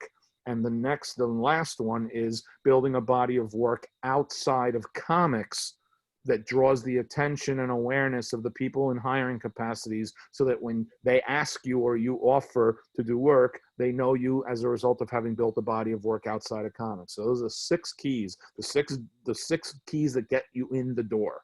Doesn't keep you in the room, but it gets you in the door. And when I say that, it's important as hell to realize that, because I can't even tell you the amount of dead assistant editors I climbed over on my way to selling work consistently at Marvel. The pile of assistant editors who had sold a story and never sold another one, or sold 2 but never sold a third. They were just piled up in front of editors' doors like carcasses, and you had to climb over them to get a chance to do your work. So just getting in the door isn't enough. Okay. So what I've always said is name a writer, any of you name a writer right now. And I'll tell you which one of those 6 they use to get work at Marvel or DC. So name a writer at Marvel or DC and almost guaranteed it falls under one of those 6 categories, So, so you have to find the way that will work for you to get one of those 6. Chances are pretty good that it's going to probably be either building a body of work outside of Marvel and DC that draws the attention of someone at Marvel or DC, or building a body of work outside of comics, short stories, novels, animation, video games, whatever that builds you a body of work that lets you get to the point where someone at Marvel or DC go, hey, that's interesting. I like that video game. What do you got to show me? Or that independent black and white comic that someone published as a PDF that they posted on Twitter that had 50 people read it and they all liked it, and they shared it with another 50 people, and all of a sudden 500 people read it. That's interesting. See where I'm getting at? You have more viable ways to get your content in front of people's eyeballs right now than you ever did before, because you don't have to go to print and paper. You don't have to spend the money to publish something. You can create a PDF scroll of a comic book, and you can send it to 1,000 friends and ask them to share it. You know? Yeah. And that's how you start building a body of work. Because if 1,000 people look at it and like it, then you try to sell something to Image, which is hard because Image has elevated itself to a point where you got to have a track record for the most part in order to get a job there. But there's other publishers that might have an interest in that kind of thing. So it's the problem is it's never been harder or easier in the history of comics to be able to create content and get people to look at it. Right. It's never been easier because you have the ability to do it at a cost-effective manner. It's never been harder because of the fact that there's so many people who can do it in a cost-effective manner. There's so much more out there than there was in 1975 or 1980 or 1985. You know? Right. Yeah, for sure. Yeah, definitely. And it's a lot harder for writers than it is for artists to break in. It always has been, because an artist can show you work and you can look at it and you can see right off the bat where they're at and give them a critique. It's a lot harder to read an 8-page or a 10-page or a 20-page story and be able to do the same thing, you know? Yeah, for sure. If I could do art, I'd be doing it. I certainly cannot. Yeah. So, but through clubs like this, through comic shops, through local conventions, you might find the access to an artist who is looking for a writer to work with, and you work on stuff together, and you build stuff together. And here's my advice to that, because I may apply to several of you. Do not do your 600-page magnum opus storyline with an artist friend that you find and expect that you're ever going to get it done, okay? Or expect that anyone's ever going to read it. Sure. If an artist is probably in the same boat you are. They're trying to develop a body of work that they can show people so that they can break in. That means there's no money to be made yet. That means you have to take into account that it takes you 5 minutes to write a comic book page, and it takes them 1 to 2 days to draw it, okay? Sure. The disparity between the speed by which you can write, the simplicity by which you can write, and the amount of time it takes someone to draw it is ludicrously a long stretched out rubber band. And I can't even tell you how many writers I've dealt with, young writers, who don't get that, who don't understand that drawing is a tremendously more time consuming and physical thing than writing. Because you could be thinking about something forever, but that's completely different than typing it out on a page and then giving it to someone and expect them it's going to take the same amount of time to draw it as it took you to type it. Doesn't matter that you were percolating it in your brain for 20 years because it's your magnum opus, baby. What matters is that it's going to take him forever to draw even a 6-page story because he probably has a job and or she probably is working or they have other commitments or they're in school or whatever. So you have to keep it smart. Make it an 8-page story. Do 3 8-page stories so that you have a 24-page book, right? Right. So do and make them thematically linked. They don't have to be the same character, but you can create a through line thematically so that if you present it as a collected whole, someone's seeing how you're thinking in an interesting way by having 3 different short stories that have a thematic link in there. Or the same story told by from 3 different point of views in a Rashomon style, but you can have an artist, 3 different artists draw it in that case. So then you're showcasing your writer, but you're getting 3 different artists to showcase their artwork. Be smart about how you play with that. Be smart, because you'll impress an editor at Marvel or DC or Boom or IDW 1,000,000 times more if you can do a smart 8-page story than if you can do an exhausting 80-page story, you know? Because they don't have time for an 80-page story. I just got two guys in the last 6 months that I've dealt with these online class sessions I've done in the last 6 months. 3 for Hero Initiative, which is a charity, and I did 1 for his company called Talent Talk. And I send them my course stuff afterwards. I've had 2 different people send me PDFs of their story they wanted me to read, and I told them, it might be a few years before I get to it, okay? Just ask my friend Evan Skolnick how long it took me to read New Warriors, right? but each of them were like 40, 60 page things. Okay. And I'm like, crap, dude, you know, I'm an old man and I work for a living. I don't have time to read this 60-page thing. Right, You know? for sure. So be smart about what you're presenting, because if you're smart about it, it puts you ahead of 98% of the other people that are trying to do the same exact thing you're doing. Because I guarantee you, of that 98%, 50 are going to give you an 80-page magnum opus. Okay, another 30% are going to give you the best Batman story in the world, which an editor's probably not going to read because they don't want a conflict of interest. So they'd rather read something that isn't a company-owned character if they're an editor at a company that owns the character. You know, so that makes sense. And that's a catch-22, because artists are often told, we want to see you draw our characters as samples. Because and I understand that too, because an editor wants to see how you handle Batman. I don't know if I can hire you to draw a Batman comic for me if you show, you know, Banana Man over here, because Banana Man's not Batman, so I'm not sure how it translates. So it is a catch-22 between writers and artists, but it's either way. Ultimately, good storytelling rules out. So your artist, if you're writing an interesting 8-page story, your artist is getting to do it's a good opportunity for them to showcase their storytelling and their drawing skills anyway. You know, then they can have separate samples that show Batman. Everybody wants to draw Batman. So then you have the Batmans. They can have the Batman samples. That's not your concern. Your concern is that you get a good 8-page story out of them. You know? Okay. Yeah, for sure. Awesome. Thank you so much. Does that help, Matt, or no? It helps a lot. Helps a ton. Yeah. Cool. That's great. Thank you so much. Don't be stupid. That's my pragmatic advice to anybody trying to break in. Don't be stupid. You have no idea how that puts you ahead of so many other people, because if you haven't noticed lately, guys, we're a pretty stupid country. It sure seems that way, doesn't it? Yeah, 100%. Any other questions, guys? Anybody else, or are we good? Hannah does. Okay. Oh, Hannah does? Okay. I just was wondering if you like read anything recently, like comics are not related, and if your kids have an interest in comics.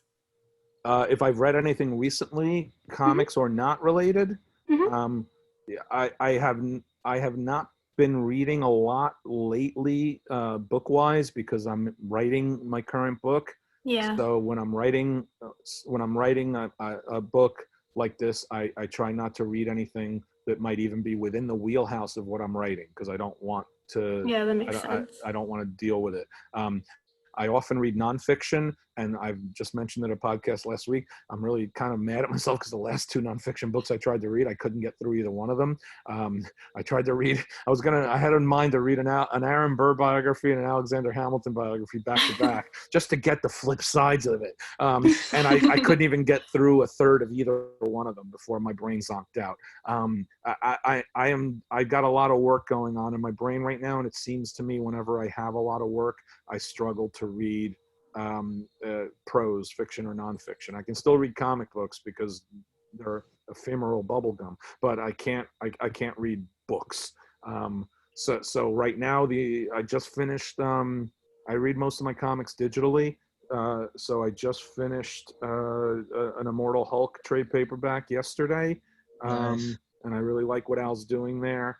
The one I read before that was the Scott Snyder, Charles Soule book.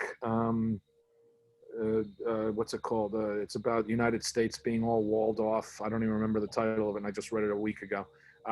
Undiscovered Country. Undiscovered Country, it's called. I was disappointed in that.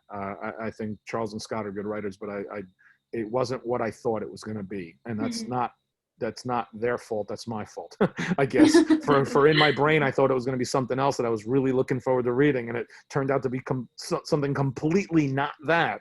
And I thought, well, they suck, obviously, if it's not what I wanted it to be. So those are the last 2 that I read. I don't buy a lot of comics in stores. The last comic I bought was last week. It was this one.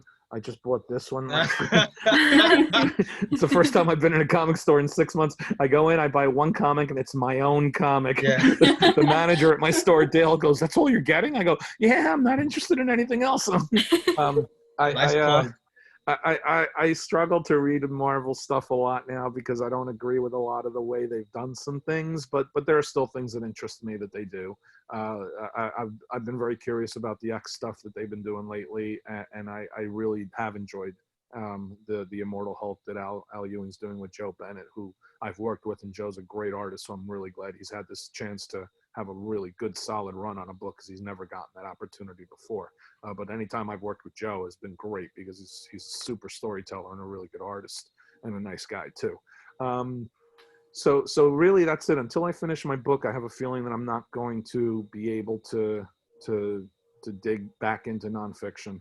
But before I just fall asleep, I'm an old man now. I'm so late into my 50s that I'm finding it a real struggle to maintain focus. And I also have a little bit of a crick in my back too, but that's because I walked 4 miles today. So, so I hope that answers your question, Hannah. Wait, he's awake. The guy with Emily's awake. Hi, how you doing, man? You were sleeping for a while there. I thought I was boring you to death, but I don't think I was. No, I think you're just like really hungover or tired or something. No, I'm good. I'm seeing Emily, and then all of a sudden, what the hell's that behind her? Is that a dead body behind her? What's going on? Yeah. And then I saw you rise, and I go, oh, okay, he's not dead. What's going on? No, I'm here. Okay. Gosh, but I like you got the little blanket and everything. I'm real cold. Okay. I understand. That's fine. I understand. I'm outside on my screen and porch. It's like 50-something degrees outside right now, but I'm okay because I have my Rutgers shirt underneath to keep me warm. Anybody else have any The last stink of closing failure. The stink of questions? failure and mediocrity from Rutgers keeps me warm. Any other questions, guys? Any other questions? Any last minute questions? No? Okay. Do me a favor, guys. Reach out to me after this. I'll send you copies, zip files of all the materials from my talent talk and my class stuff. If you guys want to share it, it includes scripts, plots, because one of the sessions is plot versus script writing and what the differences are. Then there's a whole section about digital comics. It's hard to look at the hard copies and understand it in context to the talk, but you'll get stuff out of it because you'll see formatting information and things like that you may want to use for your own writing, your own work down the road. Okay. Thank you so much. Thank you so much. Reach out and I'll send all that stuff out to you guys as well. I guess we have like little closing things. I just want to say before Mikey has his own little closing thing for our channel, I just want to say as the president of this club, thank you so much for coming to talk with us today. It is such an amazing honor to have you here. This is like the biggest thing I feel like this club has ever done. Listen, we were shocked. And just, I don't know, running it and everything, it's just so surreal. It's amazing. So thank you so much for taking time out of your night to sit here and answer all of our nerdy questions. I think it's fantastic you guys have a club like this at school. Yeah. We didn't have this stuff back when I was in college because we get beat up if we read comics. So it's really, really cool that you guys can do this and that you can share this with each other. So I'm glad to see that as well. Yeah, amazing. Thank you so much for that. Mikey, if you want to have a little closing thing for our channel. All right, yeah. So again, thanks again for taking the time out of your day and your night to talk with us. We really appreciate it. Very wise, very funny. Very pragmatic. And pragmatic. Yeah, I mean, best of luck to your work as well as like good luck with your family and dealing with this COVID issue and stuff Thanks, like that. Guys. Being Appreciate safe. it. Totally, you too. And guys, for people that are watching on the YouTube channel, check out the new Juggernaut book that he just plugged in front of us. Yeah, Juggernaut #1 right there. I've actually read a bit of it. It's pretty good so far. Yeah, it's pretty good. Yeah, it's pretty good. It's pretty good. It's pretty good. Fuck you. It's pretty good. Yeah. Yeah. We got a review average of like 8.6 or 8.7. And someone actually said, that's all? And I'm like, what planet are you people living on? It's like, that's like 1 to 10. It could have been 1, but it's got an average of like 8.6. Do you guys understand math anymore? Do you know how much closer that is to 10 than like 1 or 2 is? Anyway, wait, one last plug before we go. I have the working book comp for the cover of my book, which comes out next summer. It's either going to be out in June or July. From Putnam Publishing. The company I worked for out of college was Putnam Berkeley Publishing, and they're the ones who bought my book. Nice. It is not superheroes. There are no fights. There are no flights. There are no tights. It is a murder mystery, a suburban murder mystery involving a 33-year-old woman who's pregnant with her 5th child, who should have been an FBI profiler, and a reporter who won a Pulitzer Prize while he was in college, who is now working for a weekly suburban local newspaper because he screwed up the world in his 20s. And the two of them start to investigate the murder of a gas station attendant in their New Jersey suburban town. And that murder may be linked to a murder that happened 50 years earlier. So the book is called Suburban Dicks, and it comes out in June or July. It will be a hardcover novel. It's a 2-book contract, so I'm working on my 2nd book right now, which is basically a continuation, same characters, new mystery. And we've been talking for quite a while with Netflix, so there's an opportunity that they're going to option it, and we might get a TV show based on this manuscript book. Okay? So I want to plug that too. So there you go. All right. Thank you so much. Thank you very much, guys. I really appreciate it. It was a pleasure. You guys were all excellent. And I thank you all for the time and the questions and the opportunity to reach out to you guys. Okay? Of course. Thank you so much. Take care, guys. You too. Bye. Have a good night. Bye-bye. You Bye. too. Got time to go watch the Jets lose.